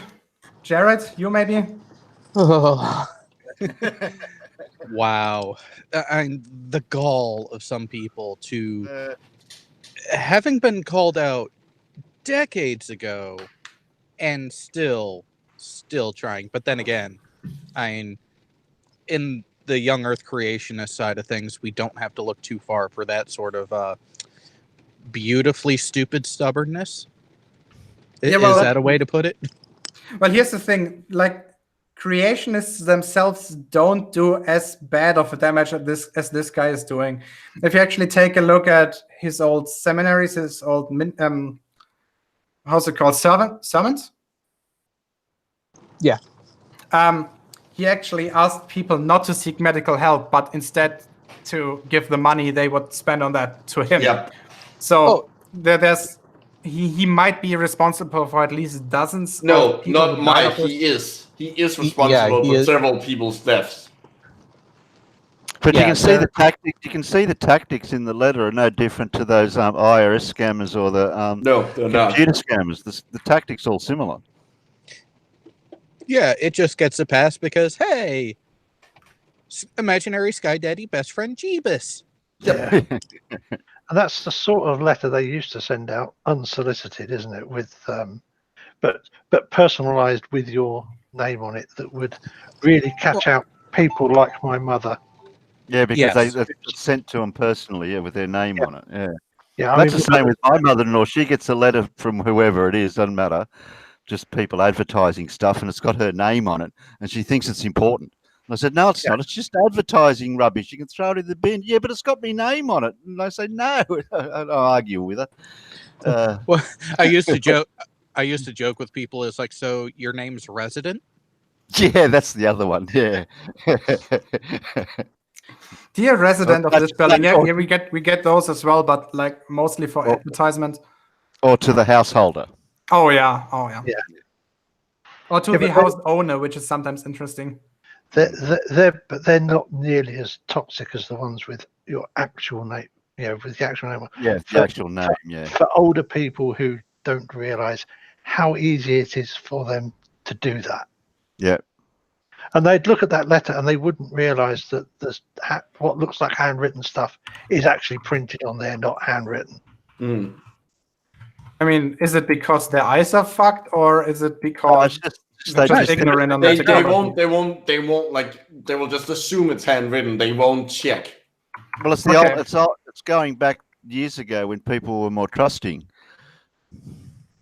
So here's the thing. I would suggest a little experiment. I will post the web address and where you can request one of those letters in the side chat. And if you're interested in this, or if you would like to participate, actually request one of those letters, but write in the most absurd reasons for a prayer and for one of those letters. I want to see and I want to find out whether they actually changed this. Plus, you get to annoy a Christian apologist. I can't put it's a win-win situation. I can't put 1 cent in the letter. We don't have 1 cent here anymore. Well, then... yeah. The lowest I have would be 50 euro. That's like 6 cents, isn't it? Something 6 like euros, that. then something like this. We got 5 cents. That's our lowest. And someone lend me a cent? I mean, I guess I could like. I guess I could send him some of the our coins that have holes in them, just because they're not that cool. I still have some of these micro. Well, we still have them. Yeah, I mean the Danish coins are hilarious. However, they were fucking confusing, at least for me in the beginning. I could have send a GoFundMe in the live chat and ask some blokes if they can help donate. Yeah, GoFundMe for 1 cent. Yeah. Yeah, fuck that. That's a great idea. Requiem for a Dream just suggested to send him an entire engine block. And also, the thing is, filling it with lead washers is probably a bit illegal because lead is technically toxic. So yeah, don't send any toxic chemicals via mail. And the same obviously applies for lithium batteries, which actually sending lead products in the mail is actually legal. They're not on the banned list. Really, lead in the UK. Okay, I hope that the letter actually reaches him, because I don't know whether this free post system works in the entire EU. So it's possible that the letter might end up in my post cases again, but I hope it doesn't. On the other hand, if he's able to send the stuff to Germany and he knows that the free post wouldn't work the other way around, it would be fucking stupid, wouldn't it? So where do you think he's based from? It was on the lettering. Yeah, the US. No, the UK. Okay. UK? Yeah. Well, okay, that's where the letter is sent from, but he doesn't live in the UK. No, I mean, Popoff itself is in the US, but his company seems to be in Crawley, UK. Down near Gatwick Airport. And by the way, this WFTW, that was the name of his company. It was an abbreviation for something. What was it? What the fuck? Close. Oh. FTW. It's called Word for the World Ministries. That's a stupid name. So it's fuck the what? It has 4 offices. It's based in, where is it? Yeah, Crawley, UK, wherever that is. Yeah, down somebody wanted to know the postcode. Somebody wanted to know the postcode. You can see. Oh wait, I'm currently screen sharing. I'm not screen sharing it. No, you're not. Oh, there we go. That's the problem. This is it. So the letter I got was free post RTGZ THKX URSB. Yeah, that's just the code of it. WFTW UK Limited at Post Office Box 1249 Crawley in RH10 OJD. Somebody might know exactly where that is. Yeah, it's well, I know where Crawley is. It's south of London. Okay. It's where Gatwick. It's where London Gatwick Airport is. Oh, you mean the unnecessary one? No, that's Stansted. Oh, I thought that was London City. Oh yeah, or London City, or London Luton. How many airports do you have at the moment that are nicknamed London 6? Or even London Southend. Oh dear. Well, I was going to say, aren't some of them not even close to London by relation? London Southend's about 50 miles from the centre of London. Well, London is quite a large city, but not that large. Well, take a look at Berlin. The newest city airport is not even in the same state, if I remember correctly. Well, I was going to say, because if you're going like 50 miles outside of the city and still naming the airport after the city, that would be similar to the airport that I work at being named for Boston. Not in the same state, a good hour to 2 hour drive away, depending on traffic. Copenhagen Airport is like practically it's obviously not in the middle, but it's right next to the actual city. I think our worst one is possibly Robin Hood Airport. What? Robin Hood Airport. Which you might think would be near Nottingham. That area. It's actually in South Yorkshire. The airport here is like really fucking close to the city center. Wait, that's I think it's actually the only airport in Germany that's connected to the subway system of the city. I can count all the airports in my area in one hand, and I still have fingers left over. Well, why? I still can't get over the fact that you put Robin Hood Airport in Yorkshire. Yeah. They got lost. Shouldn't you put it in Nottinghamshire at least? Well, the GPS tower wasn't working.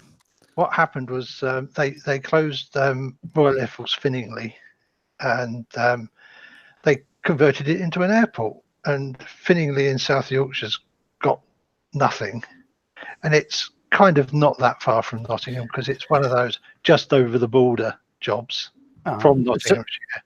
So they called it Robin Hood International Airport.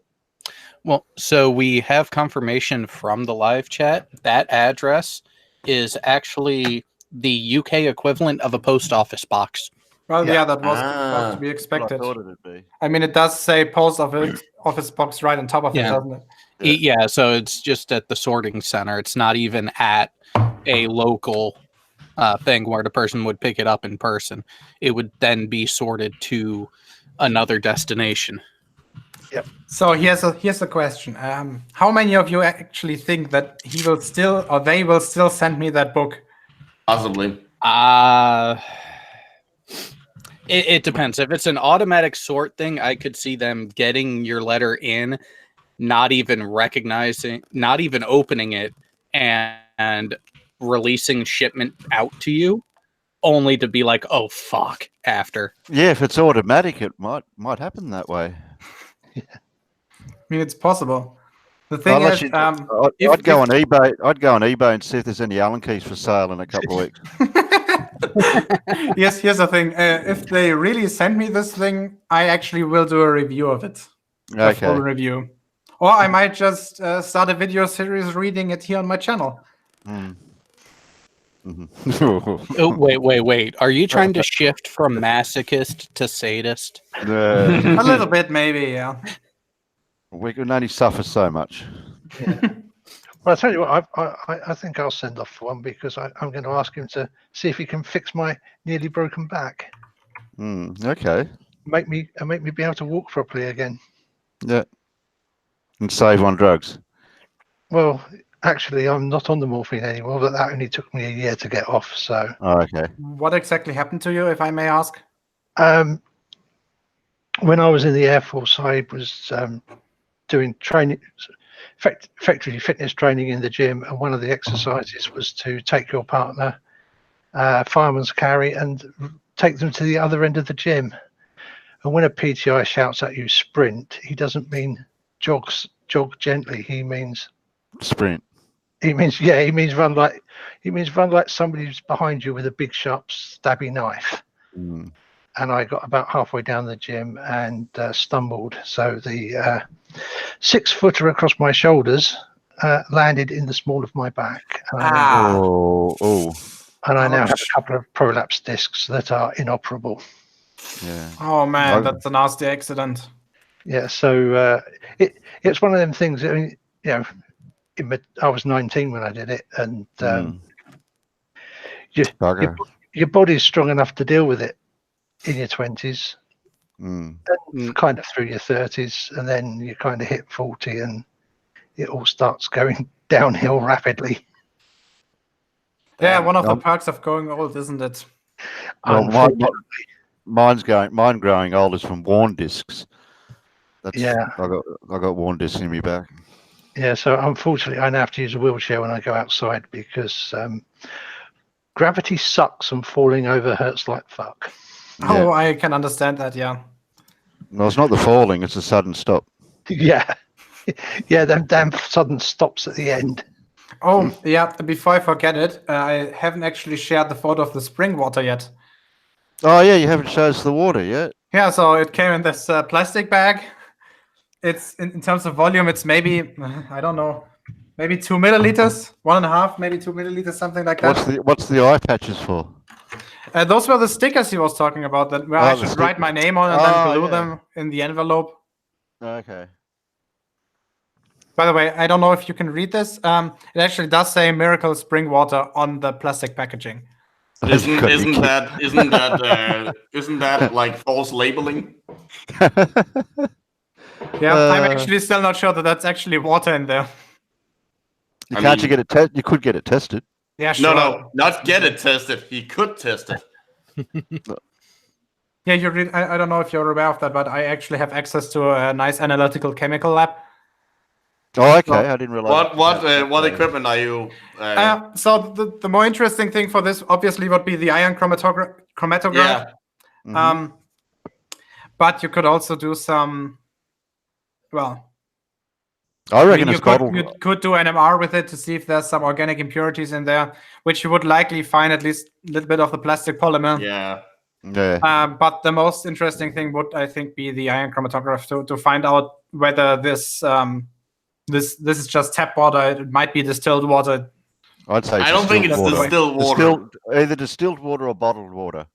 I think it's just regular tap water. Yeah, it is. Yeah. It would be too expensive for them. So you'll find chlorine and other metals in it then.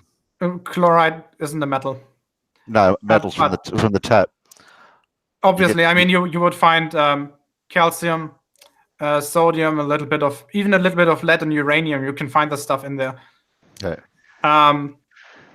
Bromine, iodine, fluoride.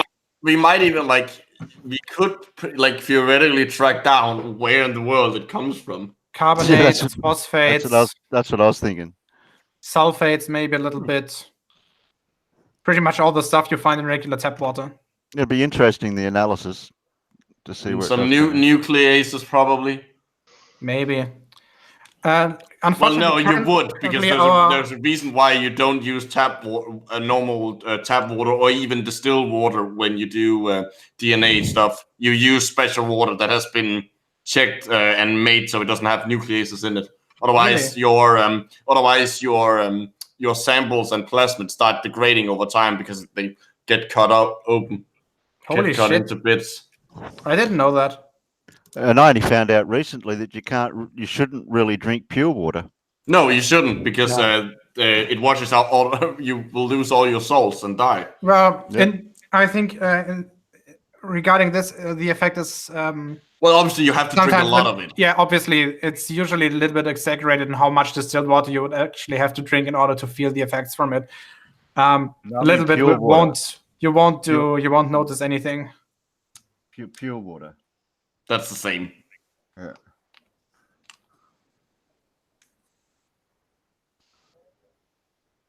I can't remember. I think heavy water, it's about the third.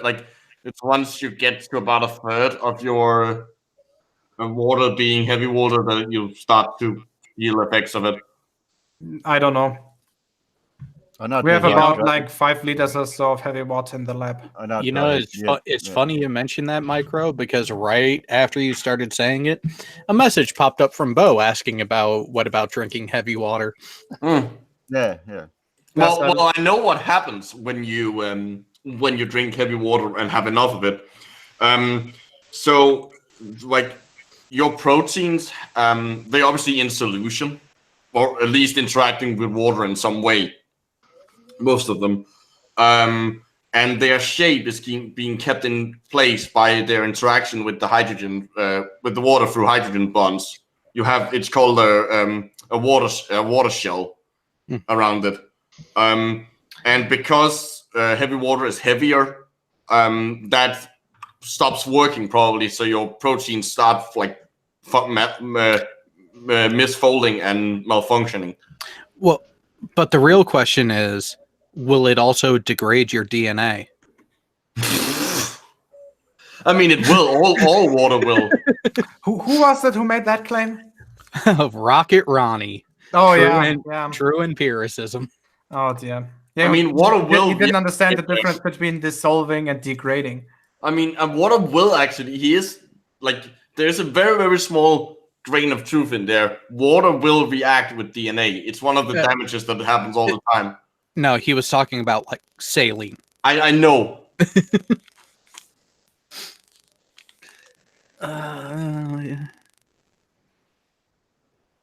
From NANA. So all those YouTubers pushing to only drink distilled water is not really good for you? No.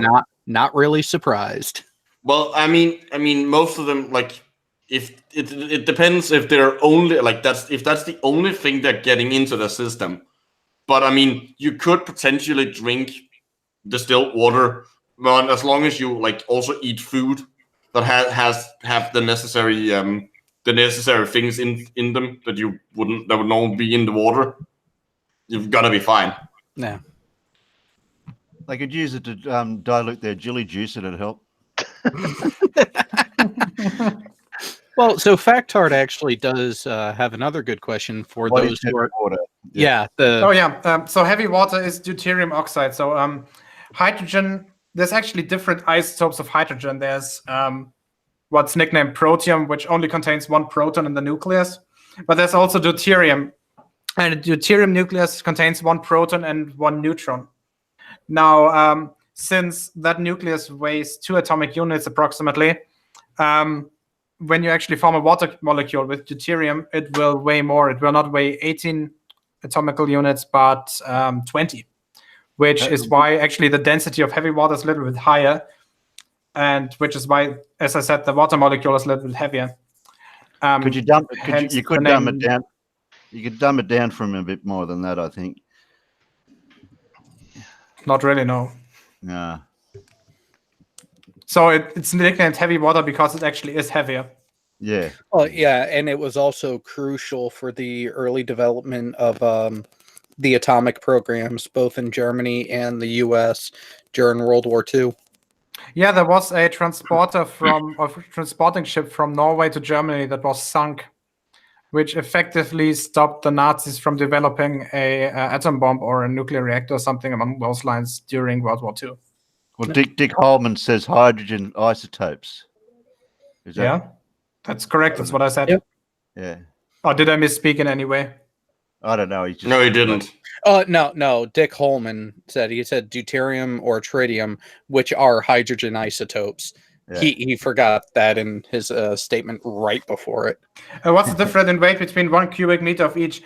I don't know. I'd have to look it up. Maybe a kilogram or so, something like that. It's surprisingly small. Don't get Bo to think too much. He's got a migraine. See, oh no, it's actually more. So heavy water has the density of 1.11 grams per cubic centimeter, which would mean that a cubic meter would weigh approximately 100 kilograms more than regular water. That's much more than I thought. Actually, you would feel this with 1 liter already. So I looked up what actually happens. Some of the symptoms of drinking heavy water. One of them is that you start feeling dizzy, and that happens because the water inside your ears gets heavier. so you like your body like your sense of balance gets warped. Oh, that's fucking awesome. That's I didn't know that. That's kind of neat. I mean, obviously, the inertia when moving would be different, right? Yeah. And obviously, also, what it also says here is that because those hydrogens are obviously like the water, the hydrogens are gonna get incorporated into different of like your DNA, for example, because that's that's where the hydrogen comes from in most of your molecules is by essentially inserting water, splitting water apart and inserting. That also mean, but because they actually they will create stronger hydrogen bonds. It says here, so it will disrupt your DNA from separating during mitosis. Ooh, that's annoying. Yeah. Oh, that's not a problem at all. I don't know what you're talking about. You mean replication errors are not supposed to happen? Well, no, this wouldn't be replication errors. This would be problems before that.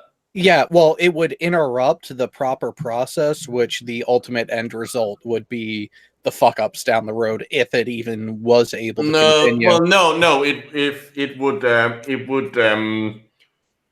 It would lead to replication stress, but not necessarily replication errors.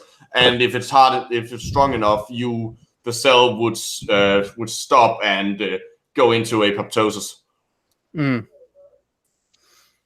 Wow, it's almost like the body wants to protect itself in certain ways.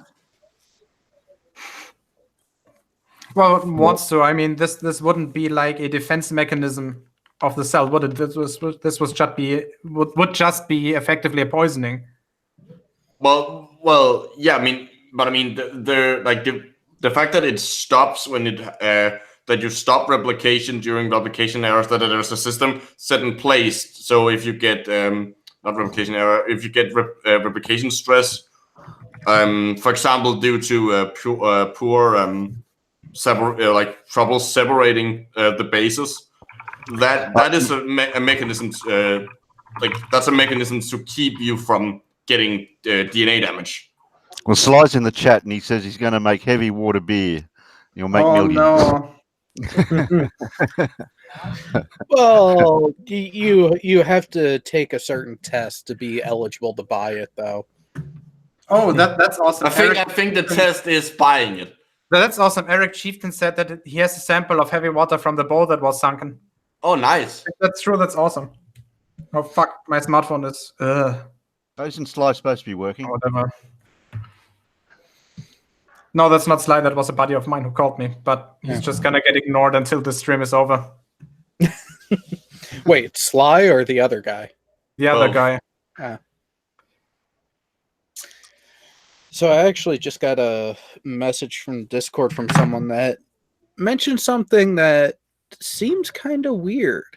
I guess he's listening in and heard us mention DNA, and apparently there was an issue of awarding the Nobel Prize for who actually discovered the molecular structure. Rosalind Franklin. Yeah, apparently the Nobel Prize is not allowed to be awarded posthumously. No, it's not. That's why she didn't get it, and only Watson and Craig did. Yeah, there's a few cases in history where there's a Nobel Prize not being awarded in a particular year because the person who would have been awarded died before the ceremony. I think that happened to Konrad Röntgen. That's a posthumous one, then, wouldn't it? No, you can't. You can't do it. So if the Nobel Committee decides, okay, we're gonna give it to this person, and the person then dies in between that and the ceremony, they don't award it. Yeah, and you can't be awarded it posthumously, which is why she wasn't. Which is why she included on the award. Which she absolutely, like, had she been alive, she would have absolutely got it. Right. Her work in that way was instrumental. Like, they wouldn't have been able to figure it out without her. Yeah, regarding Nobel Prizes, there's a fuck up every once in a while. I mean, not only because of a person dying, but also, for example, because of a person in the workgroup being shafted. For example, a few years ago, a group of Japanese chemists got the Nobel Prize for palladium-catalyzed cross-coupling reactions. Can you And- translate Sly's message for me? What?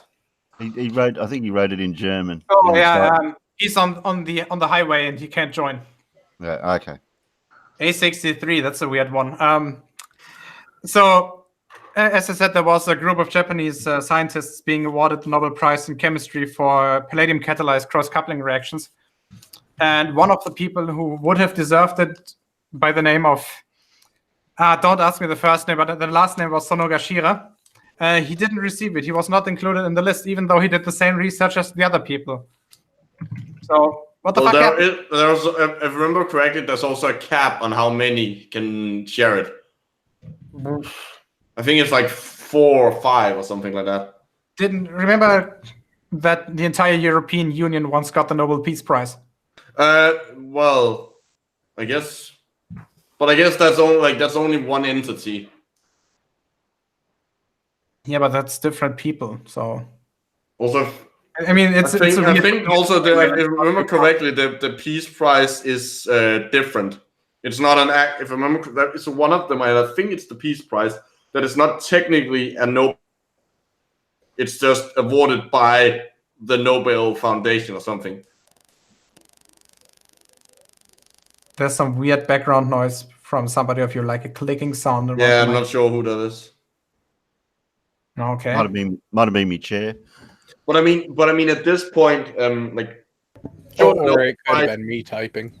I mean, the Nobel Prize is a like, I'm kind of ambivalent about it because, like, it doesn't really make sense to give it to like a couple of people who just happen to be the one leading the like that work group, because like all science at this point is so collaborative that you kind of like you either have to give it to no one or to a whole lot of people.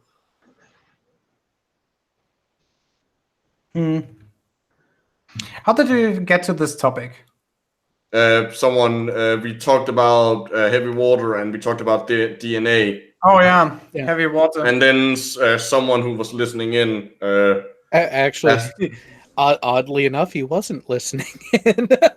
He just sent a message to me about DNA, and it just coincidentally lined up with what we were already talking about. Oh, to the side chat, to this guy called Time to Die. Please don't write my language. Thank you.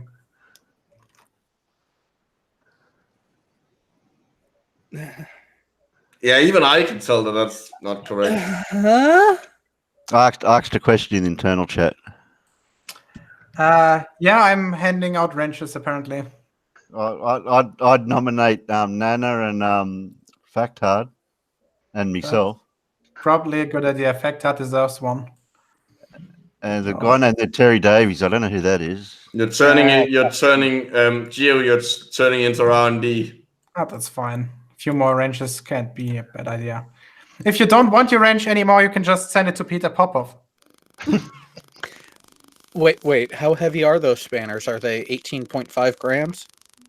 No, they're like you don't. They're internet spanners, so you have to measure them in how many bytes it takes up.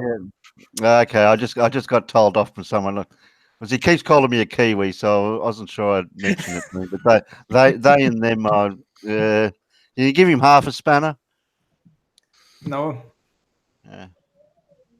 I don't think that half a spanner is possible. If he retracts, Oh, and you're forgetting, Micro. You then have to convert the bytes to birds. Oh God. Well, no, that's the length. That's the length. Like no, you convert the pixels of it into birds. Remember, birds is a length unit. you haven't given that Terry Davies bloke one. I don't know. Bo, you can take Bo's spanner away. He just told me that I was from New Zealand. Sorry, Bo, you lost your spanner. So here's the thing. We insult each other every time, like in this hangout. For example, we all know that microbloggism is from Sweden. Really? Yeah. Did you know ABBA? Did we know what? That's both like not only is it insulting to call me a Swede, But it's all, even if I was asking if I know a new ABBA is an even bigger insult. I'll remember that next time. That's like a layered insult. Okay, thanks. I'll remember that. Yeah, exactly. Helso is from Sweden too, and I apparently am from Austria. Oh, you know Arnie Schwarzenegger then. No, wrong. Okay. But here's the thing: the Austrians are not that bad in terms of accent. Like, compare it to a Swiss guy speaking German. Like, their accent is so fucking, their dialect is so fucking weird that most Swiss people speaking German are actually dubbed in German television. Yes, seriously. Yes, the dialect is so foreign and so weird compared to everything else that it's hard for most Germans to understand them. Really? Oh, that reminds me of one of my favorite facts. Wow. The fact that Arnold Schwarzenegger is dubbed in by someone else. Yes, that's true. In Germany, despite the fact that he is quite capable, being Austrian, he's quite capable of speaking German. He would have a very weird accent. Yes, so they thought their argument. You cannot have a Austrian like butch superhero kind of muscle man. That's impossible. They're like when Terminator, like I think it was Terminator, was released in Germany. He was like they were going to dub it because in Germany they dub all the movies for some fucking reason. So he went to them and said, "Hey, I would be like happy to like do my lines in German because I speak it." And they were like, "No, you sound too much like a farmer." Is that true, Micro? What Sly said? That you're a dancing queen? Oh God! I didn't say it. Sly did. Blame Sly. Fuck you, Sly. Don't shoot the messenger. No, we only kick hthem down a bottomless pit. Oh, Biggles says Danes don't understand each other. Just ask the Norwegians. So all I have to say to that is Cameloso. Oh, you obviously haven't seen that sketch. Yes, seriously though. Jared, I'll send you a video of a Swiss guy trying to speak German.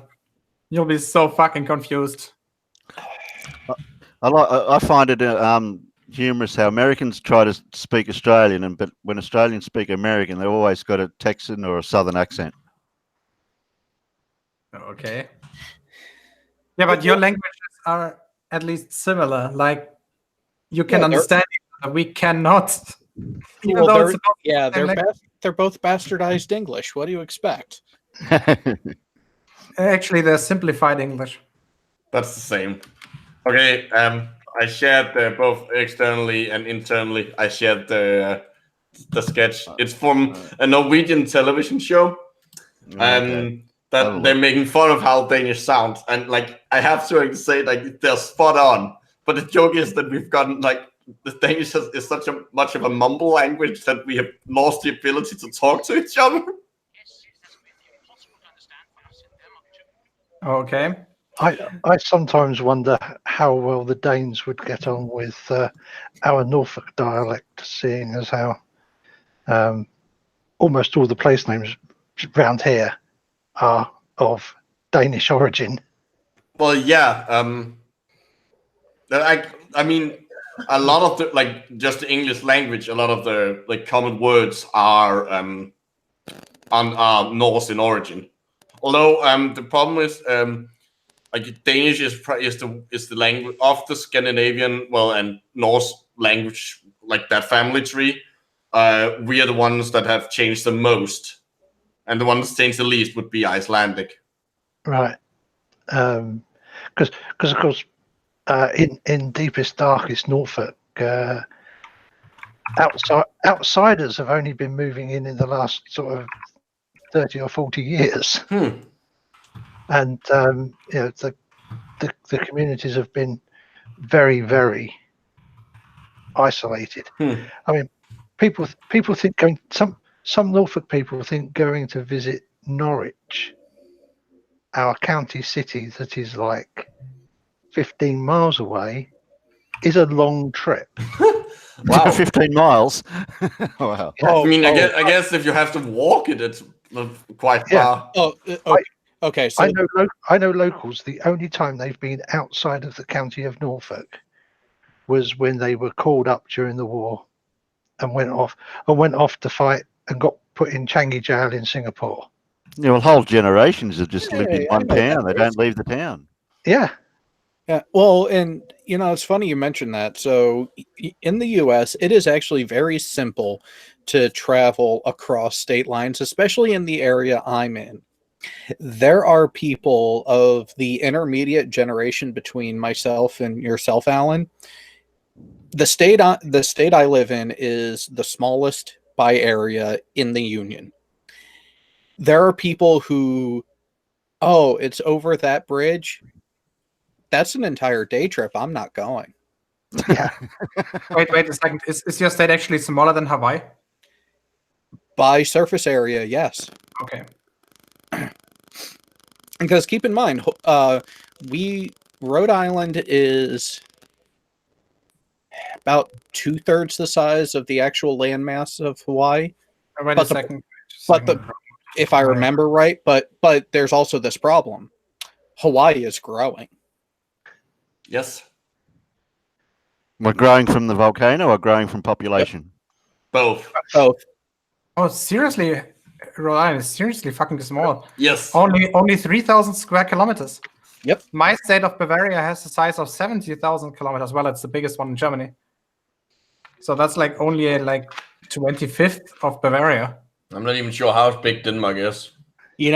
Funny you mentioned that, the Athens. There is actually a guy who cosplays as Peter Griffin, and that is fucking accurate and phenomenal. Actually, I'm gonna find the guy. So including Greenland excluding Greenland and excluding Faroe Islands, 42,920 square kilometers. I was surprised geographically that Australia is as wide as the USA, or almost as wide. Yeah, and much wider than it is tall for some odd reason. Yeah, a little bit wider. It's also upside down. Putting a link into the live chat, that is the real life Peter Griffin. Okay. Dude goes around to a lot of Comic-Con and other conventions and is very noticeable. Yeah. Fucking eerily similar. That's scary. That's fucking scary. I wonder if he ever got into a fart contest with Michael Moore. Well, judging by his picture thing on the page, he is fighting the chicken. I've got him opened up in Facebook. That is seriously impressive. Holy fuck. There's a few posts here. I've got the right one. Real life Peter Griffin. Yep. Facebook. He's got a Star Wars sword on the top. Yes, but he's fighting the chicken. That's the part. Hey, what did you just say? A Star Wars sword? Yeah, that's called a lightsaber. Ah, shut up. I knew what it was. I just didn't get it right. I really love Star Trek. Ah, fuck.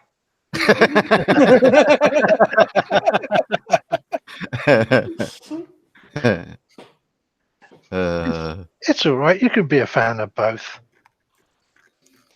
Yeah, I agree with Jared here. Yeah, why the fuck can you not be that? That doesn't make any sense. I was just scrolling down at a few of the posts he's got here.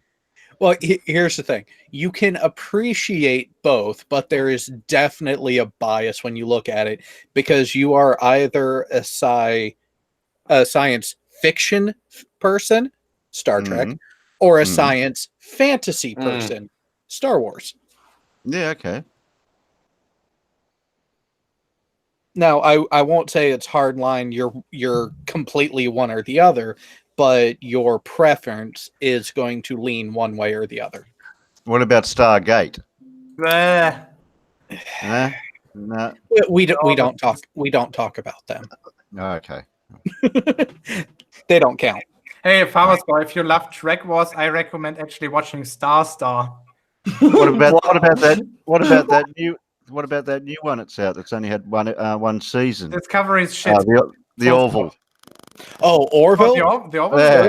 Orville is what a redo or a continuation of Star Trek is supposed to be, but Yes, it makes exactly. It's very close in terms of the psychological and philosophical dilemmas. It's very close to TNG.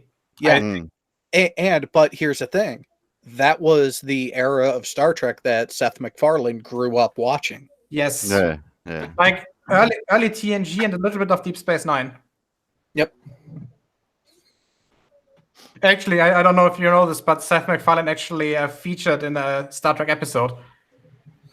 What about Battlestar Galactica? I prefer the original over the remake. Okay. The original Cylons, the Chrome one.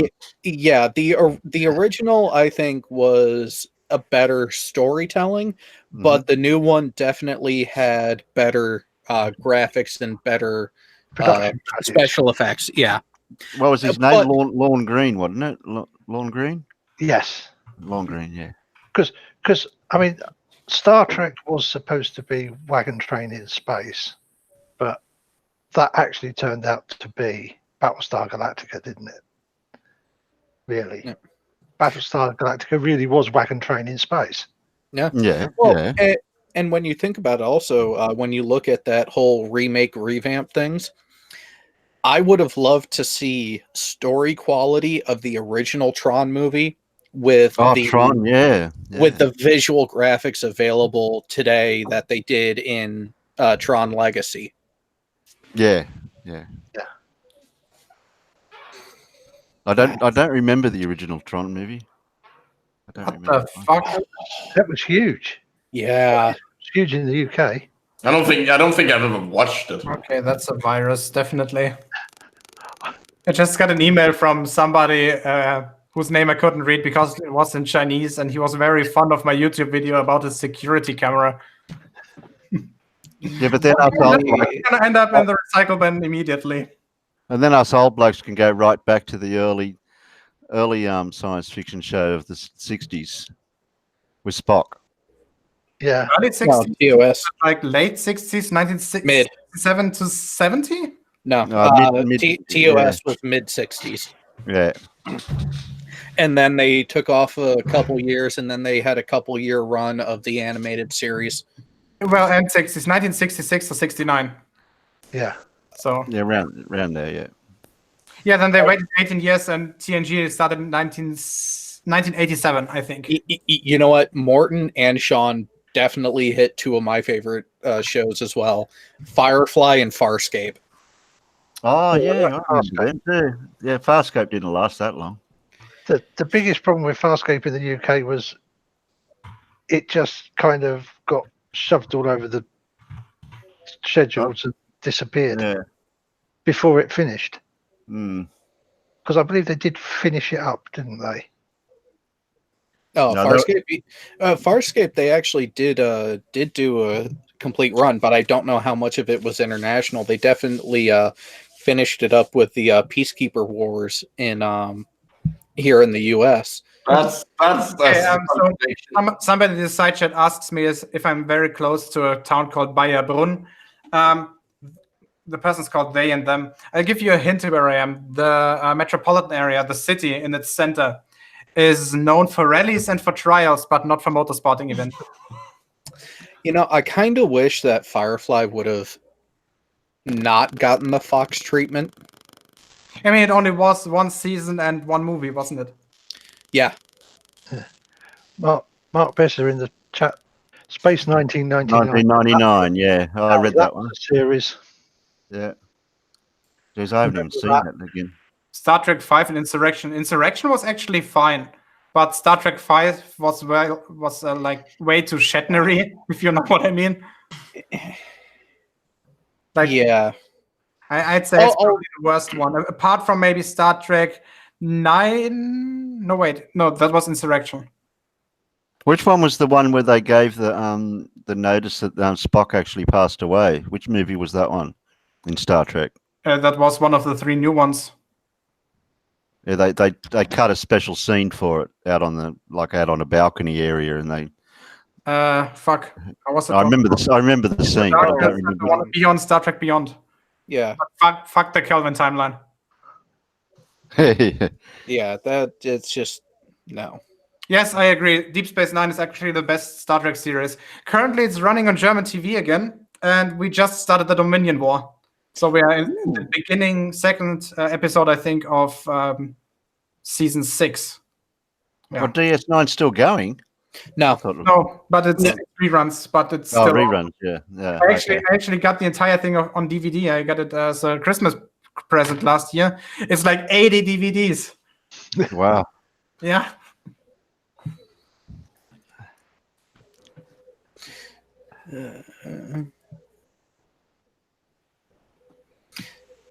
Trying to catch up with some of the messages. Yeah, that's Wow.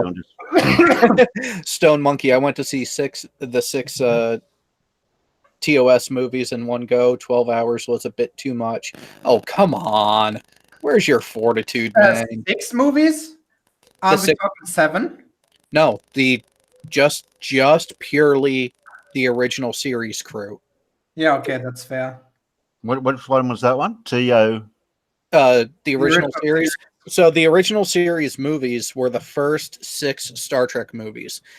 Mhm. Number 7, Generations, was a passing of the torch, which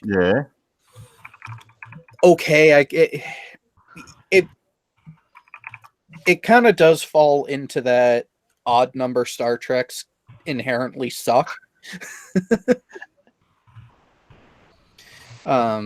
But it wasn't as bad as looking back on it over time. It's not as bad as it was originally panned. But they definitely cut out some crucial scenes that would have been better left in. I'm really looking forward to what's the new series with Patrick Stewart as Captain Picard. Yes, Well, I heard he was going to come back into that. Ambassador Picard, most likely. Ambassador now. Okay.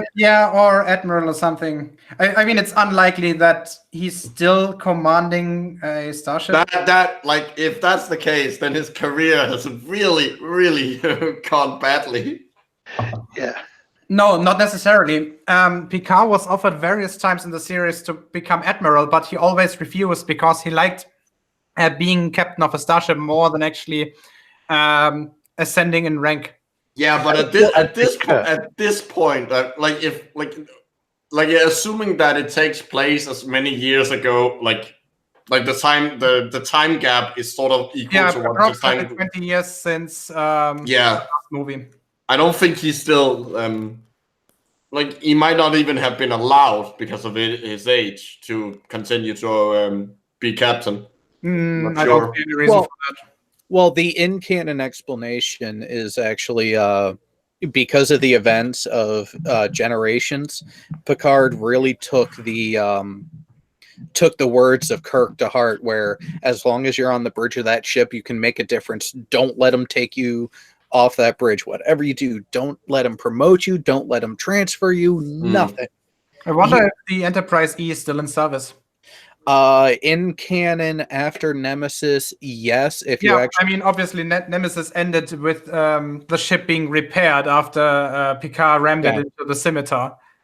But the question is, how much do you put Star Trek Online into canon? Because if you go by that, I know the E is destroyed, and you're already running the Odyssey class F. Yeah. And no, I haven't played the game actually yet. I just read out upon that on Memory Beta. Yeah, I haven't played the game in a while, but to they and them, it's funny you mentioned being an admiral. My character in that game is a 5-star. Okay. What game's that? I was indisposed of. Star Trek Online. Oh, okay. Okay. I hope they include the Endorians again. They're one of my favorites. The Endorians, yeah. Yeah, obviously because of the brilliant performance of Jeffrey Combs as Thylax Ren in the Enterprise series. Yeah, I was gonna say here's a real gauge of where you stand in sci-fi and everything. Who's your favorite Combs character? It has got to be either way you or Shran. The other ones, well, on the other hand, Brunt, he was like a mix between like a IRS agent and like a lieutenant of the Gestapo, because that's what the Ferengi Commerce Authority actually is, at least for them. Yeah, and he played that role brilliantly again. But since he was wearing that face mask, and since the Ferengi were like defined by Armin Shimmerman's performance, he just couldn't give Brunt the touch that actually he would have deserved. I think part of that is he didn't have enough time as the character. He definitely spent more time as Shran and Wayun, and that's where in the Trekverse those are his top two characters. And Richard Powell says Blake 7 had good stories, but I don't even remember I don't think I've ever seen any of those episodes of that show. Blake 7 was absolutely brilliant. Ooh, Yeah. Richard. It's available on YouTube. Okay, then I might watch a bit of that. Oh, Richard Powell, another bloke I'd like to, he's currently watching Lex. Anyone remember that series? No, I don't. Heard of it. It was a sci-fi show that was initially done by Showtime, so it was very adult. Okay. Like, by the way, Mr. Unite for the Children, you realize that there's 2 Tribble episodes, right? Shouldn't there be 3? No, there's 2. Yeah, but there should be 3. There's a Well, yeah. I mean, they made it 3 more episodes volume. in which Tribbles appear. The third one is a part of Enterprise, but it was just one scene. I'm making a pun. Yeah, Tribbles. Yeah. Okay. Okay. I liked it. Actually, the Deep Space Nine episode was better than the TOS original, I think. Yes, Factart, there were 2. Because a lot of the show writers for Star Trek Lazy got later and were using time travel way too much. Yeah. Well, wait. Obviously, this episode, I think it was mid-season 4, wasn't it, in Deep Space Nine, that contained 2 of the most funny characters in Star Trek ever, the time agents Dulmer and Luxley, which are obviously puns on Mulder and Scully from the X-Files. Yep. Oh, that was my shit growing up, X-Files. Yeah, that was... And as soon as you mentioned the original Enterprise, they were like, oh... No, the funniest part was it was the first Enterprise of all the 6 we had. Wait, we had 6? I thought we had 7. Oh, yeah. Every Star Trek fan ever started counting Enterprises. Obviously, at this point, the E was in service, so we would be at 1, 2, 3, 4, 5, 6 plus NX-01 if you counted that as well. So 6 or 7 is true. But since Enterprise hadn't started yet, the official canon would have been 6 at this point. Yeah. Q was... Yeah, Sean Carroll. Q was one of the best characters in Star Trek, though. There was a Q in the 3. Well, 4 Yeah, actually. Was there a Q in the first Star Trek, the original? I Didn't know that. There was a character in an episode called The Squire of Gothos named Treelane. Who had all the characteristics of what the Q species had later in TNG, but he was never officially revealed to be a Q. Yeah, exactly. And you know what? It's funny you mentioned that. A couple weeks ago, I started rewatching TOS, and that's the episode that I have queued up next. Queued up. And yes, Nana, there's only one Borg that I'd like. 7 of 9. Wait, 7 or the Queen? Because not the Queen. I still don't understand how a hive mind race can have a queen. It's not so micro. This these is ants. this is not like a hierarchy. The queen is more like the voice of the collective. Of the collective, yeah. More like the So it's not a hive mind then. It is a hive mind, Micro. No, it's not. The whole point of a hive mind is that all the people in it are equal. Are an equal part of it. They are. The queen does not have any additional functionality apart from being chosen as the communications channel. And is it futile or is it futile? Good question. I have to go with the original first couple times they showed up in TNG. And for them to allow 7 of 9 to change it, which interestingly enough, Jerry Ryan was actually, wait a minute, no, isn't it supposed to be pronounced this way? Yeah. They're like, no, do it this way. I really didn't like the change of the Borg between TNG and Voyager. They had to be nerfed in order for Voyager to survive this. Because if you remember the TNG episodes with the Borg, they could actually never be stopped. Even after the Battle of Wharf 359 and what happened afterwards, they weren't stopped completely. They were just delayed in their progression forward to conquer the Alpha Quadrant. Although there is an interesting theory on how that all shook out. Because of the intervention with Q, they were the Borg were introduced to the Federation, at which point the Borg sent 1 cube to assimilate Earth. Was the goal really to assimilate Earth, or just to poke the Federation enough for them to advance their tech even further to make them even more prime candidates for assimilation? There's another. Well, they kind of, because that's the problem with the way the Borg work. There's actually one hypothesis that's more interesting, and it again involves time travel. Remember how Voyager actually saved the Borg from species 8472? Yep. That wouldn't have happened if the Borg had assimilated Earth. Yeah. So there we go.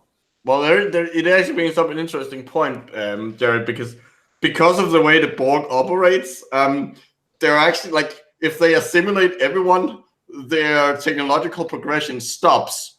Yeah.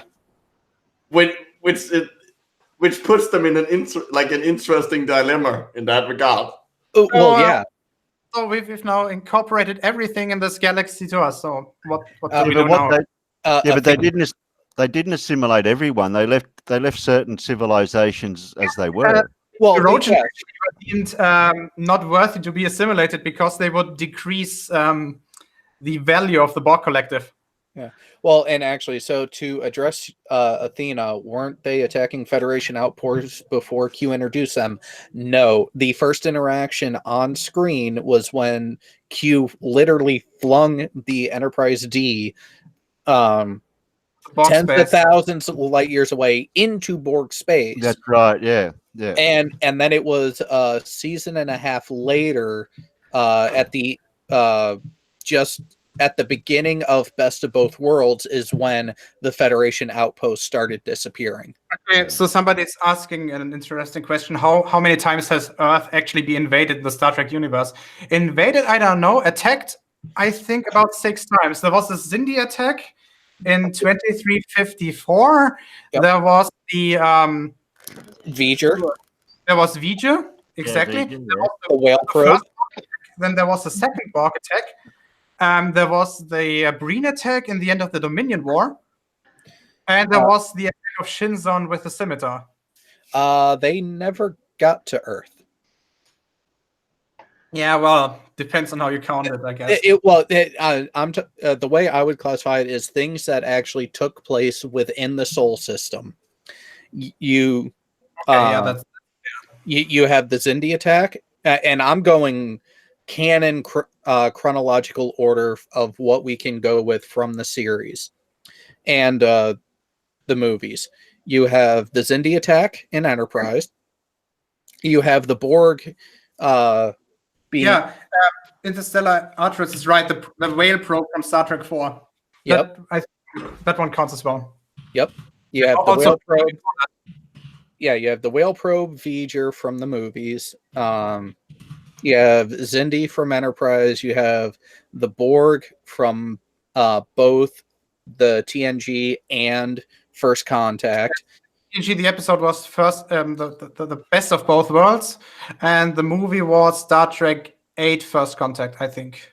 And here's the thing. they and them is correct. The season finale, series finale of Voyager, there was the Borg sphere. That this one is a gray area. Yeah. You can kind of treat it as such, but not really, because the fleet of Federation ships that were waiting for the sphere didn't actually fire a shot. It was And also the Borg weren't going to the Sol system to actually fight Earth. They were going there in order to destroy Voyager. So there was no threat, or at least there was no intention of harming Earth itself. So even though something happened inside the Sol system, doesn't mean that it was a threat to Earth itself. Or an attack. I think that's a bit of a broad definition. Like, if they had attacked like Mars, we wouldn't count that as an attack on Earth. That reminds me. What about the attack of the array on Mars, in which the xenophobic fucks in the end of Enterprise threatened to kill or to destroy Starfleet headquarters? Same species. Would you really? That could be seen more as an internal thing, but I would put it into the same limbo area as the end of Voyager, because yes, it was something happened, but it wasn't the threat of an invasion or an alien species that drove it. It was a xenophobic asshole. I guess, does the Klingon War in Discovery count? Because they had warships in Earth's orbit, I think, at one point. It's fucking Discovery. Do you really think that counts? No, not really. In fact, Art says they didn't get through the dome.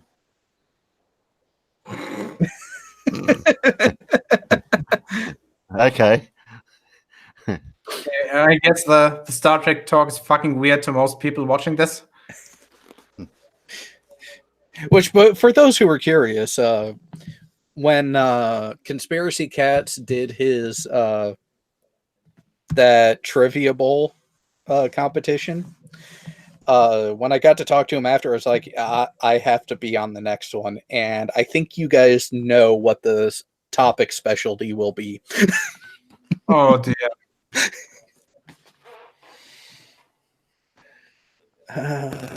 Well, that requires him to also, like, wait, does he do the questions, like, come up with the questions? Yes, he comes up with the 10 questions about your specialty for the first round. Who are we talking about? Conspiracy Cats. Yeah, I know him. Yeah, so I told him next time he does one of those, I want on. And I haven't told him what my specialty for the first round would be, but this conversation should clue people in. Okay. Okay, since we're already talking about that topic, what, in your opinion, is the best Star Trek episode ever? The best one. That's a hard one. Oof.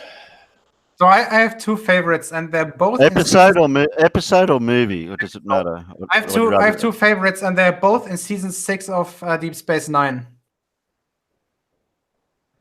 So one is probably the funniest episode ever, The Magnificent Ferengi, and the other one is probably the darkest episode ever, In the Pale Moonlight.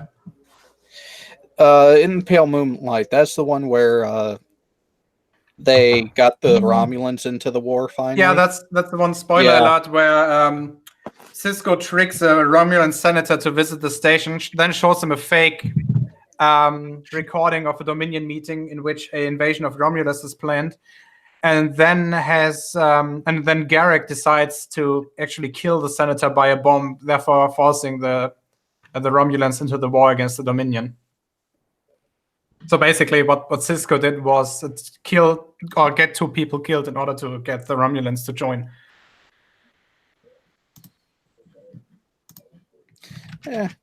Some would say the end justifies the means. I'll have to rewatch all those again, because I don't watch them year to year, so it's been about 5 years since I've seen them. They are seriously great. The last 3 seasons of Discovery, Deep Space Nine, are probably the best of Star Trek there is. I haven't seen all of Deep Space Nine yet. Not all. Well, I would also have to throw in there for consideration, mainly because of some of the poignant things that came out. I forget the exact title of the episode, but it was back when they first interfaced with the Dominion and found out about them, where Cisco said, "It's easy to be an angel in paradise." That one was called. This was a two-parter. The first part was called Paradise Lost, and the second part was called Home. No, it was the other way around. First Home and then Paradise Lost. Yeah. No, that, that's you were not, talking no, about that's Star not true. Trek. Stop. That's not true. Cisco said that earlier. He said that in a episode about the Marquis. I think it was just called the Marquis Part 1 and 2. Yes, it was the Maquis, because it was right after his friend had pretty much slapped him in the face by saying, "I'm not part of Starfleet anymore." Exactly, I mean, yeah. Which was okay. ironic because later the same thing happened with Eddington again. By the way, fuck Eddington. He betrayed his uniform.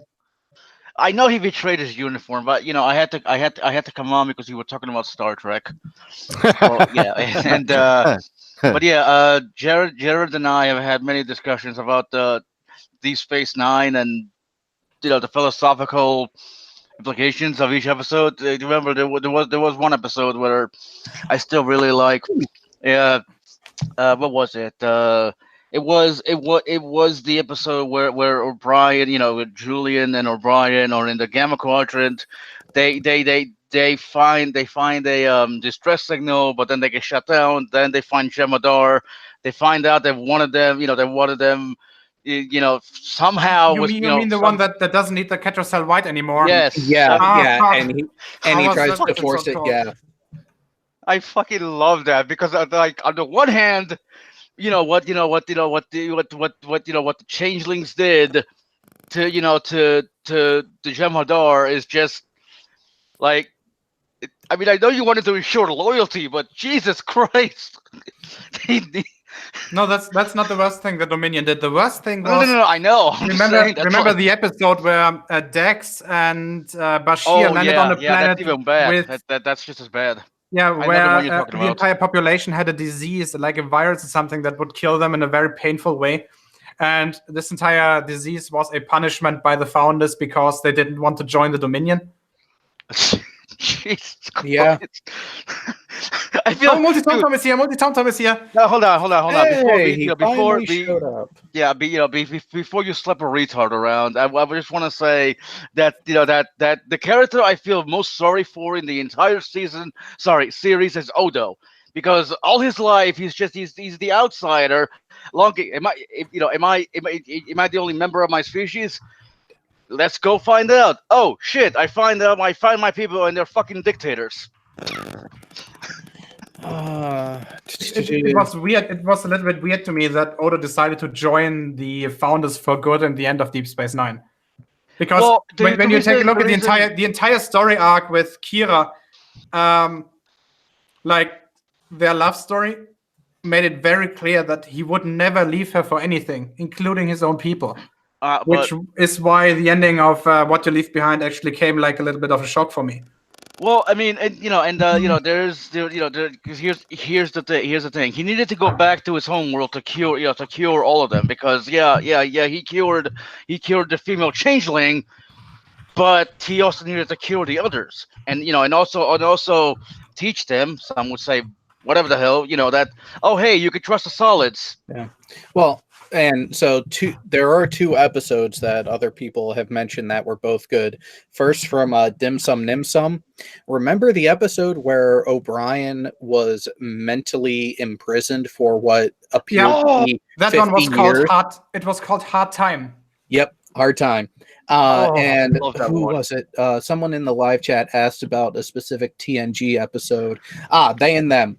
The one where there is a character who was pretty much would evolve to be the perfect mate of someone. And the episode is called The Perfect Mate. Perfect Mate, yeah. Femke Janssen and her interaction with Picard in that episode, and then what it actually played out as, and the decision that had to be made was amazingly progressive for when that episode aired. Because keep in mind, that episode aired, that was season 5. That was 92? No, that was not season 5. That was earlier, I think. I need to watch Season- that again. I need to watch season- Deep Space Nine. Go ahead, No, sorry. that was TNG. Season No, 5. I know. I need to watch episode it again. 21. Wait a second. Perfect Mate. Oh yeah, you're right. It's season 5. Holy shit. I had it in memory. It was like season 3, maybe. Yeah, I first thought it was season 3 or 4, but when I looked it up by the title, because I remembered that is 92, season 5, towards the end of it. Holy shit. I could have, I could have an entire stream in talking about my favorite episodes. That's how many there are. So regarding TNG, what's my favorite TNG episode? Probably either The Measure of a Man or Who Watches the Watchers. One of the two. Family. Hold on. What about the one where it was the Klingons, the Cardassians, and Picard and Riker, discover.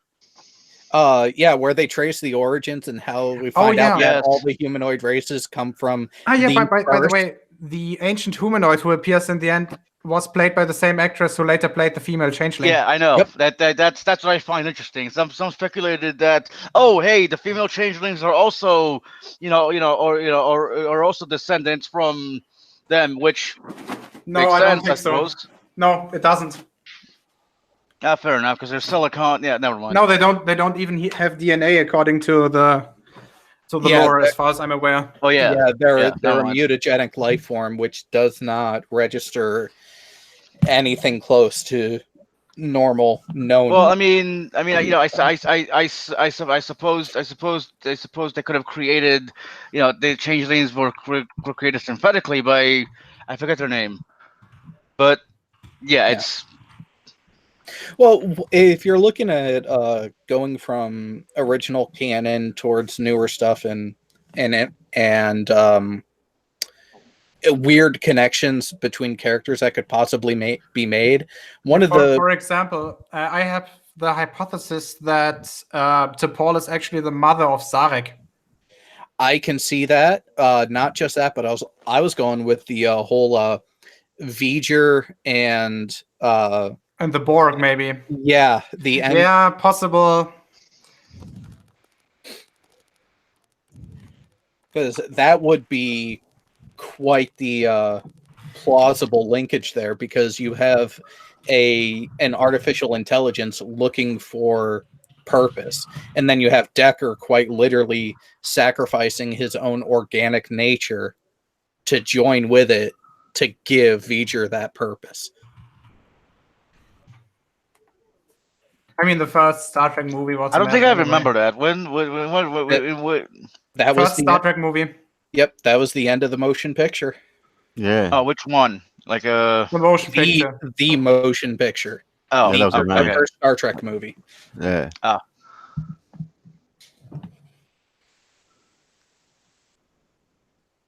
There were some episodes in later series that were pretty much direct copies of what had happened earlier.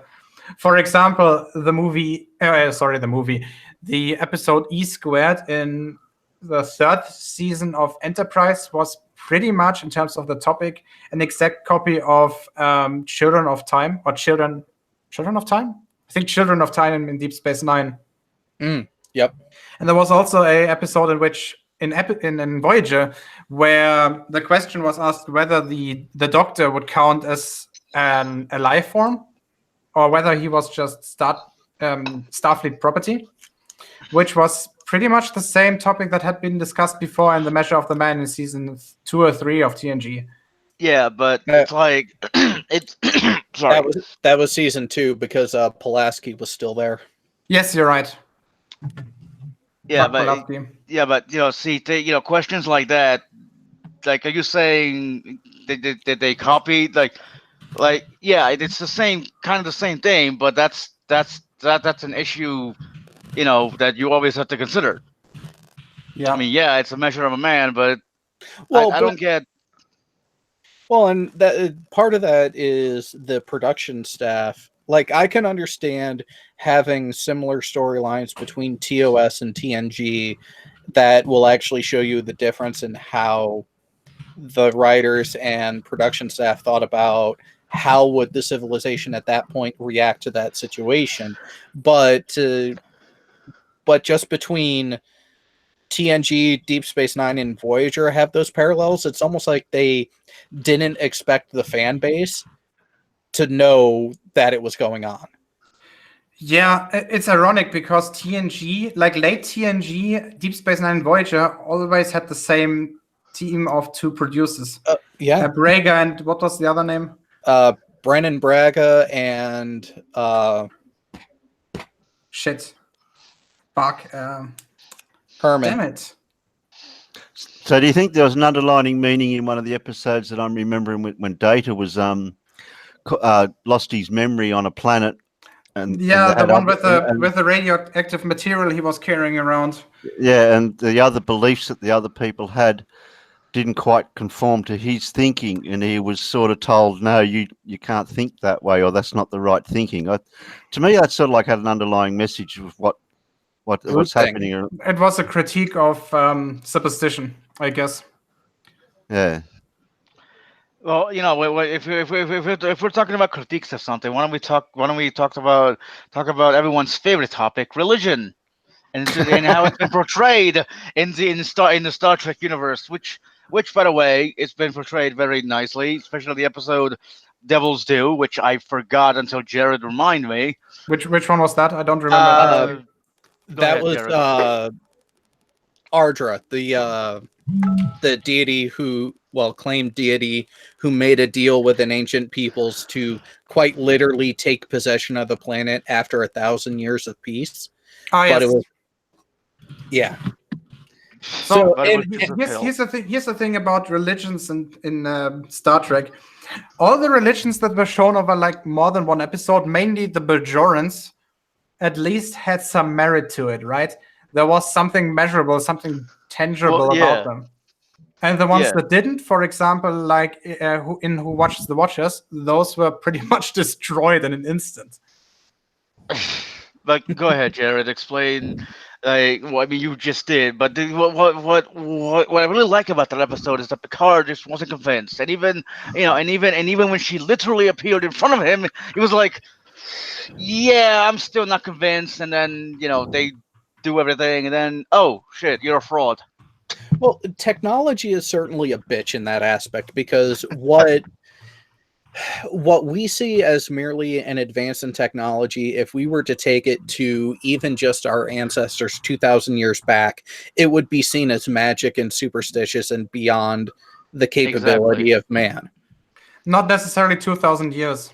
I think 200 would do as well. Well, yeah, even just that. Show a guy from World War II a fucking computer chip. They'll freak out instantly. They will not necessarily think that it's magic, but they will notice that it's at least from the future in one way or another, assuming it's from the same planet. Well, yeah, and that's where if you go 200 years or more, so prior to the Industrial Revolution, the majority of people would start calling you a witch. Yes. I mean, to be fair, a lot of people. Hold on. A lot of people still consider some of the things that we have magic because they don't understand them. There's I think it was something brought up by Arthur C. Clarke that any sophisticated technology would be indistinguishable from magic at one point or another. Yep. Yeah. Which I actually disagree with. Yeah. Why? Because magic, by definition, doesn't have any logic to it. You can't work out a magic system. Yeah. I think what Clarke was actually trying to say there is that if you lack even the possibility to analyze that sophisticated technology, that would mean then if you lack any ability to analyze the technology, you wouldn't even be aware that the technology existed. No, I mean you can have technology without being able to understand it or figure out how it works. That's not what you said. Yeah, that's pretty much what I said. No, you said the ability to analyze it. Looking at it is a form of analysis. Yeah, if you don't understand it, you don't understand the technology. You're not Yes, but there's at least a possibility, because it's at least going to be based on something you understand, unless you assume that all your science is fundamentally wrong. The fact that it's theoretically possible for you to figure it out how it works is what distinguishes it from magic.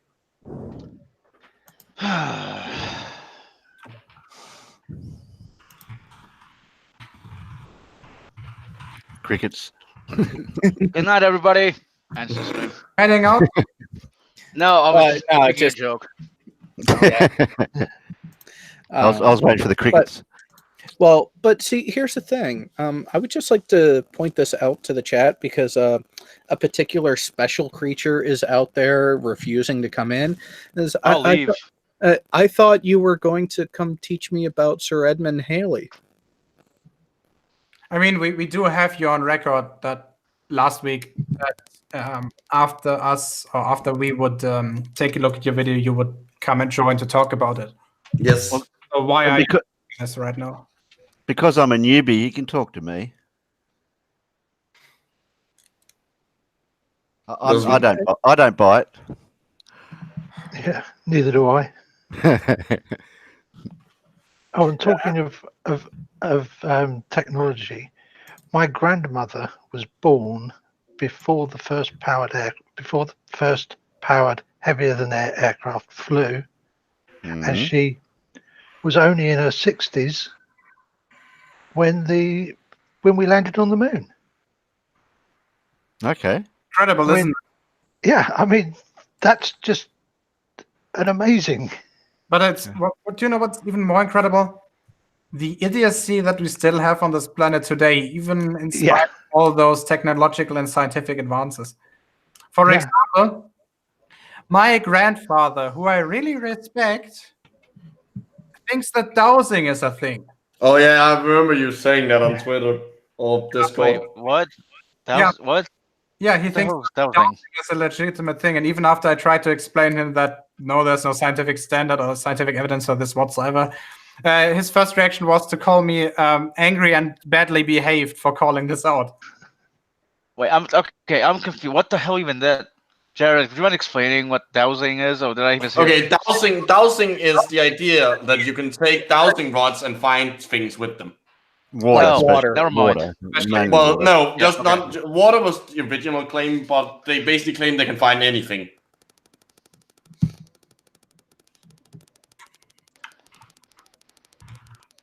Jared, why are you like cricketing or whatever the hell that is, crackling? I don't know. I'm typing something. Oh.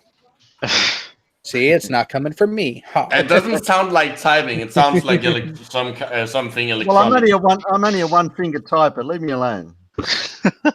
I challenge you to a type race. Oh no! Oh no! With one finger? As opposed to a different kind of race? No. No, I'm just telling off a couple of people in the chat. So they know who they are. That keyboard sounds mechanical. Who is that? Is that Michael? Mine. That's not mine. I can't type that. I was making a joke in the chat.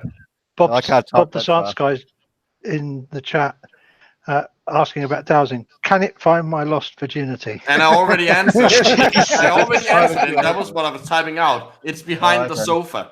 Oh, it's behind the sofa. What the fuck? No, you got to look between the cushions. Sometimes it's there, but in this case, it's behind the sofa. Isn't it between the cushions? Oh no, I got into trouble. See, I was right. He says I'm right. They and them didn't get a spanner, Micro. What happened? It's not. I'm not the one giving out spanners. Sorry, Gia. Sorry, Gia. I mean, your name was there, and I just read what I see. I see it was like a bad handicap. I think I've let they and them suffer long enough, Gio. If the signal is coming from the satellites, then we should have uninterrupted coverage. We do. Yeah. Unless you're like standing inside a building because the satellite signal can't get to you. Yeah, obviously, GPS doesn't work inside caves tunnels or even Yeah. like Basement. even forests. Yeah, Yes, but- you kind of need line of sight to the sky. Yes, because 1.5 gigahertz doesn't really go through stuff very well. Like They- my handheld GPS literally like has like a thing on it that says now with, because it's old, like a thing where they're advertising that the fact that they've made it better at being inside a forest.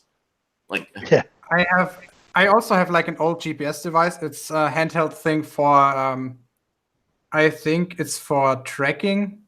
I use it for geocaching actually. yeah, same here. Okay. Like it's an old monochrome Garmin thing. It doesn't Yeah. have a map functionality or anything. It just tells Same you here. the direction you're heading. It's probably the same thing. Is it yellow? Yes, it's this yellow thing. It's the yellow thing you can buy for like 60 euros. And it's a great device. It is, yeah. The only thing annoying about it is that it has a serial connection. It doesn't have USB yet. So whenever I try to export map data from it, I have to take out my old 1999 Dell Latitude laptop. I never even tried that. I always Here's just the thing, manually typed in the coordinates. I didn't even buy the right cable for it. I soldered the cable myself, including the plug. The plug is made from an old plastic case and a bunch of wires. 10/4. No, this GPS doesn't tell you what satellite it's connected to. It just tells you how many. Yep, I think 4 is actually the maximum for Yeah, it. 4 is the maximum. And the Although minimum. these days, when I go geocaching, it's like you just use my phone. I actually still use the GPS just because it's cool. I actually once used the GPS for navigating in my car as well. It's dangling from the rearview mirror. When I move out of my city, I lose signal. That's because you have a shit device and you're looking at the cell data, not GPS. There is a difference, dum-dum. Which, you know what, I'm going to say it fucking again. Why the hell aren't you in here? I mean, you agreed to this last week that you would join us. And to quote you wait, I don't want to misquote you. You said that no baller had a chance to paraphrase you. And you could take on 10 ballers simultaneously. Well, you better give they and them a spanner before he starts sucking up to me a bit more. Yeah, this is still going. He's starting to get nice now. What about Russian GPS? There's no Russian GPS. Their system is called GLONASS. And the European one that's currently in the works is called Galileo. And there's a Chinese one as well, but I can't remember. Bay or something. Yeah, the Chinese have weird. I don't understand. Like, well, how long? Like, if you have multiple systems, do you think at some point that the They're GPS just going to merge them? Yeah, well, maybe not the like. They're obviously still gonna be run by different people. But when you buy a device, it's probably like it's just gonna have a chip that that takes uses all of them and takes in data for all of them. Not necessarily all of them simultaneously, but just the one that's best at why not? any given circumstances. Like, it's the same kind of data they're sending. The formatting might be slightly different. So the Russian system is called GLONASS, the European one is called Galileo, the Chinese one is called Baidu, and the Indian one is called IRNSS or NAVIC. But thank you both for the information. And even then, you have your encryption, your actual translation protocols that are different, which is why running multiple on one would be tricky from a software engineering standpoint. Not impossible, but a pain in the dick. But if you had it to where it could access all of them and it would read which one would give you the better accuracy at that time and then automatically switch to that network, that would make sense and would be easier to do. I mean, there's nothing stopping you having 3 or 4 independent receiver systems feeding out their data. Yeah, it's and then just the computer looking at the results. I mean, the only thing is it's gonna be more expensive because you then need all the you need more than one system. If you do a multiplexer, you can easily route to the multiple processors. that way. And you can, even with the chip technology we have today, you can have one chip doing the processes for the different networks. You know, I only found out something interesting listening to all this NASA stuff, that they actually have systems sitting on shelves that are nearly 20-year-old. It's a fact. That is a fact. There's still Or, this I don't red know. Jared. I'm pretty sure it comes from your side. Yeah, there's a set like a staticky sound. Yeah. Yeah. Well, maybe it's soundly. Can the computers handle all that much illogic? Not Hang on, let me try something. Not much long anymore, which is why I'm probably upgrading my machine soon. No, we couldn't hear it just before you muted yourself, Jared. It was somewhere, I don't know where it was coming from. Well, I just plugged in, reconnected my microphone. Okay. Well, I'm probably gonna head out in it very soon because Longer and Harder has started. Longer and Harder has started, so for the people who want to watch Rhetoric and Discourse's show, you should head over there. Yeah. Well, he's still just in the like we're starting in a moment thing. Okay, tell him that I'm sorry that our shows are currently overlapping. This was not planned to take that long, but as you guys saw, we were talking about Star Trek for like an hour or so, which is why this shit happens. Yeah, it can happen. Yep. I could always bring up more topics. Well, do we have any interesting topics left?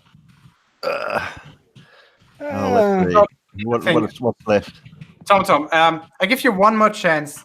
Send me a message on Google Hangouts. I've sent you a message a week ago, but you haven't yet responded to that one as far as I'm aware. And join and actually defend your shit, or we're just gonna end it here and maybe take a look at one of your older videos next time. He keeps spouting different things. Has he got a main theme that he usually follows? No, they don't.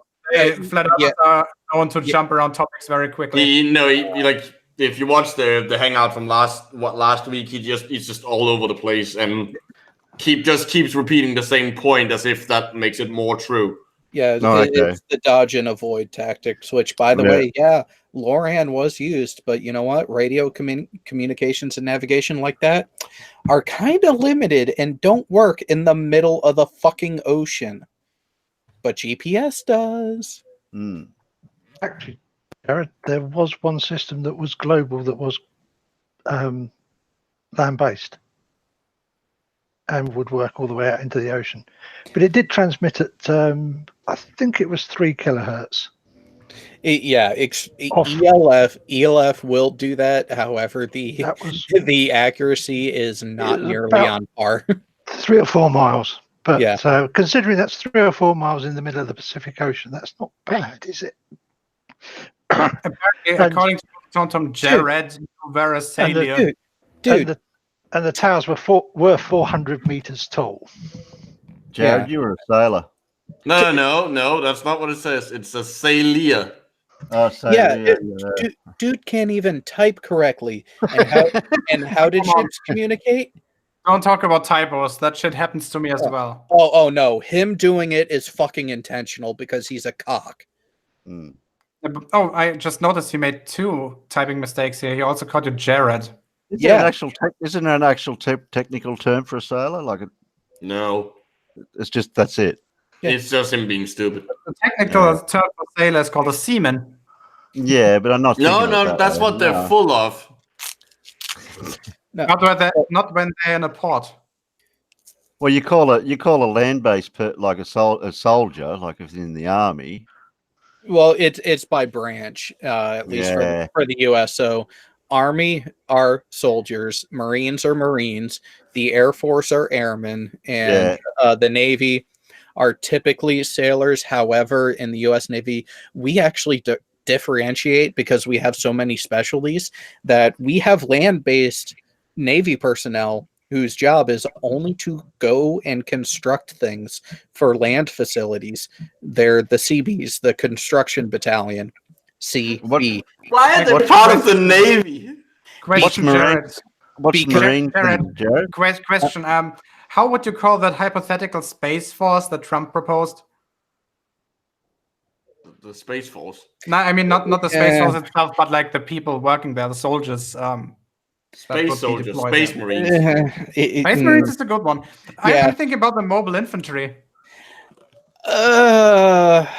That was a Starship Troopers joke. Yeah, I know. It's just one of those. We're not quite there yet, but I could see it going that way. And here's the thing: I don't necessarily see a problem with the global government that is projected in that society. Yeah, it's more that government specifically is kind of incompetent. Not necessarily incompetent. It was a little bit weird as well. For example, you would only get voting rights after joining the military. Or if you were shown to be a asset to society, i.e., rich or affluent. Yeah, okay. Because that was the thing. You could buy citizenship, but Yeah. but That's a the bit fucked up. easier way to citizenship was federal service. I actually only got that aspect of the movie after watching it in English because the German dubbing completely fucked up the difference between civilians and citizen. Well, I'm gonna head out and go watch R&D. So see ya. See you. Yeah. See ya. See you, mate. But the short answer to Tommy Boy's question is it depends on how far you're trying to communicate. Most RF communications, ship to ship, is limited to 75 miles. Airborne to ground is 250 to 275 nautical miles. How much is that in real units? You guys still use nautical miles. I'm actually not sure. Yeah, the German and British Royal Navies still use nautical miles. Oh, what the fuck. That's probably why we lost. That's why you lost. Well, the But nautical miles are more convenient because they're 60 of them is one degree of angle, isn't it? But only on the equator. yeah, Isn't it true that it's about 250 to 300 miles is actually considered flat in the ocean when you're on it when you're on ships or something to do with for line of sight communications, the line of sight communications are farther when you're at sea because you don't have shit like terrain in the way. yeah. Oh no, also- there's no mountains at sea. Who would have figured? And also because of the nature of the sea, it ups the frequency at which the ground wave will propagate, so you get a little bit of ground wave off higher frequencies. Oh, Yeah, you get better signal fidelity. And I would just like to point out for ship to shore communications between the commanders, they use this wonderful thing called satellite communication. Well, that would come in handy. Just a little bit. Yeah, I mean they don't have Just to like to use. point something out before I forget it. Apparently, there's a lunar eclipse today. Yes, I don't know. I haven't checked whether I can see it from here. Probably not. you might get a bit of it. Let's It's see. still dark here. I don't know if the moon's set here or not. Yeah, you're not going to get it, Terry. I'm afraid. Uh, It's at maximum at 0546 UTC. I think I missed out. Zero what? 0546 UTC. But it's in the night. Yeah, okay. That would be at 2 a.m. my time. So No, Sly that would be 6 a.m. your time. 2 a.m. my time. I'm at UTC +1. Yeah, it's at 05. The maximum of the eclipse is at 0546. Yes. 0546. Okay, I was Yeah. understanding 0046. That would be tomorrow morning. No idea if I'll be awake at that point. So it starts at 0235, I think, UTC. Okay. But obviously, but that's penumbra and all the rest of it. yeah, it's a process. Now, Sly Sparkane did ask a really good question in the chat. Hey, Tommy Boy's here. Why doesn't he join in? Well, Sly, that's because Tommy is the one thing he can't get. A pussy. Ooh, that was, I think, the second best insult we've seen today. But couldn't we fuck him anyway? Please don't gay. Yeah, not that way anyway. Well, you Not know, that way. well, you know, funny thing you mentioned. Oh, wait a second. Stop. MultiT0mt0m, Sly is definitely not a coward, but you are. This is why you're not joining.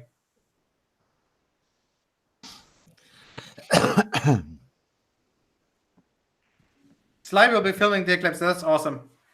If you get like no cloud coverage, because over here it's looking really cloudy. So good luck with that. Yeah, I'm planning on going out and photographing all of it if I can. Again, depending on cloud cover.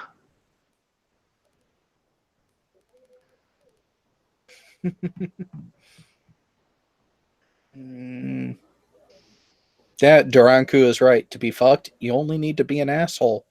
Which he is that too. But come on, Dum Dum. You said you were going to teach me about Sir Edmund Halley. Come on. I was I don't know who he is. It. Yeah, come and tell me about him. I don't know who he is. Yeah, well, I've got to know these things, don't I?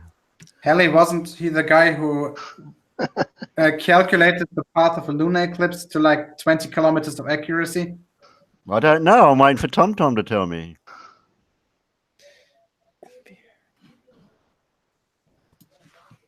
Ding, ding, ding, ding, ding, ding, ding. Yeah, I don't want to bring that up again. That one. Jared, have you seen Bo's question in the chat? Yeah, I'm trying to remember which acronym it actually stands for. Oh, the decibel one. No, NVIS. Oh, I missed that one. Near vertical incident skywave. Not that I recall. Not at least not in the systems I used. But it would not surprise me if they experimented with it for the repeating stations they used to use that dated back to World War II. Copyright strike on Jeopardy likeness. Great.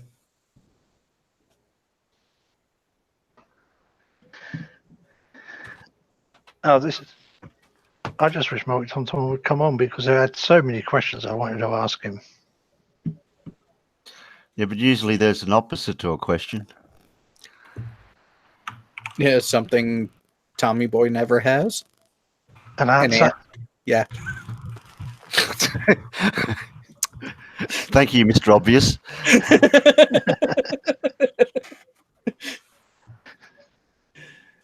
I think I'm able to argue. Okay, so here's what we're gonna do. We're gonna give MultiT0mt0m, let's say, 7 more minutes to actually join this panel. Otherwise, we're gonna call it a close for today. What's this? You'll be waiting for as long as he gets a wrench. They and them's not going to get his wrench, is he? No, he's not gonna get a wrench. At least not today. Not today. Oh, sorry, mate. Yeah, here's the thing. I can't wrench anybody or everybody, because if everybody has superpowers, then nobody has. That's right. Oh, you mean you don't want it to be like movie night? Yeah, that's right. But movie night, and I think Rhetoric and Discourse show as well. It's been a while since I actually paid attention to the chat over at R&D. I've only been on that one night in the chat. That was a while ago now. Yeah, I'm not spanned over on R&D, but I am on Sci-Strike. Bo, and I don't go chasing spanners. I like collecting them.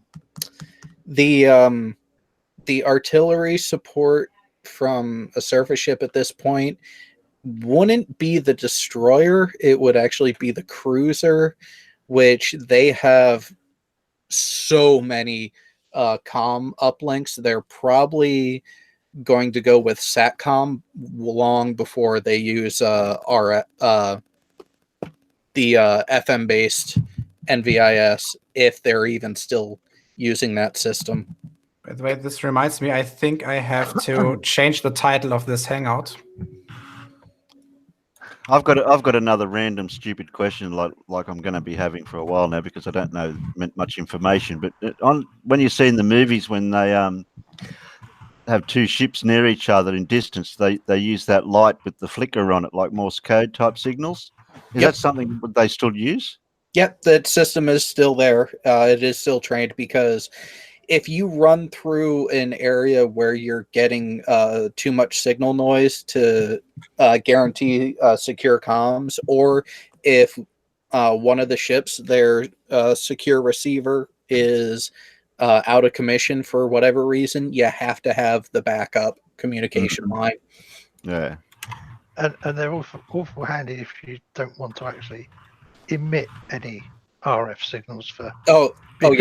Because RF signals are a hell of a lot easier to pick up a long way away than you would believe. Oh yeah, when we'd be in the middle of our training games, we would routinely go in and out of signal dampening conditions to a point where for half of them, even though my shop was well enough inside the skin of the ship, there were certain systems we were not allowed to repair or test while in those conditions because we were doing actual radiation of a signal test. Granted, it was into a dummy load, but there was still the potential of that signal propagating far enough to know. Yeah. Well, how would that work on a sub then? If you're underwater and you wanted to communicate, you couldn't. Oh, subs, they have different sort of transmission limitations. They actually have to come up to a certain depth for regular fidelity of communications, but also when they are at depth, they are predominantly a receiver only, not a transmitter of the ELF. Let's say those Omega system towers that were 400 meters high were changed over to work with the US Navy's ELF system. Single sideband and AM were definitely still available, but again, you're looking like third, fourth tier of communication string bow. And Hunter, do they still train using signal flags? I don't know about the ground side, but Navy side, no, we have the light aperture. And also the signal flags that are used are the actual pendant flags, not the handheld types. At least not that I've seen in the years that I was aboard ship. You mean the fixed flags they hang up? Yeah. Yeah. All right, guys. So I think the 7 minutes are over, so we're gonna call it a close for today. Yeah, I don't think we're getting anywhere. Yeah, as usually, we're gonna do the good old Red's rhetoric way. So starting with you, Terry, say what you have to say, and then please leave. Oh, okay. I haven't ever done that before. Okay, then thanks for having me on, and I'll see you next time. Sure. Thanks for joining. See you next time. Bye. Okay, Alan, it's your turn. Tom, I wish you'd come and spoken to me. Never mind. Goodbye. Don't worry, you will get a chance at one point or another. Oh, he just left. Okay. Yeah. Last but not least, Jared, before you leave, please stay in. So don't actually leave. Just say what you got to say, and then please stay. Tommy boy, you disappointed me. You know, I actually expected you to be somewhat of an honorable person and agree to maintain an appointment that you made. Well, but I guess you're just a liar like the rest of your Muslim brethren. Okay, and with that, it's down to me. Thank you, everybody, for watching. Obviously, it's a little bit of a shame that TomTom actually didn't join. But there will probably be a hangout at one point where he will join it in one condition or another. We'll see.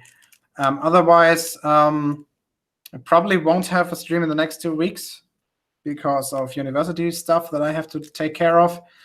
And otherwise, I'm currently preparing an experiment with Sly, maybe. So look forward to that. And afterwards, I urge you all to head over to Rhetoric and Discourses channel. Hangout, or the link to the stream will be in the side chat right now. So I hope to see you there. I hope to see you next time as well. Fuck Peter Popoff. And yeah, that's it. So thank you everybody for watching and see you next time.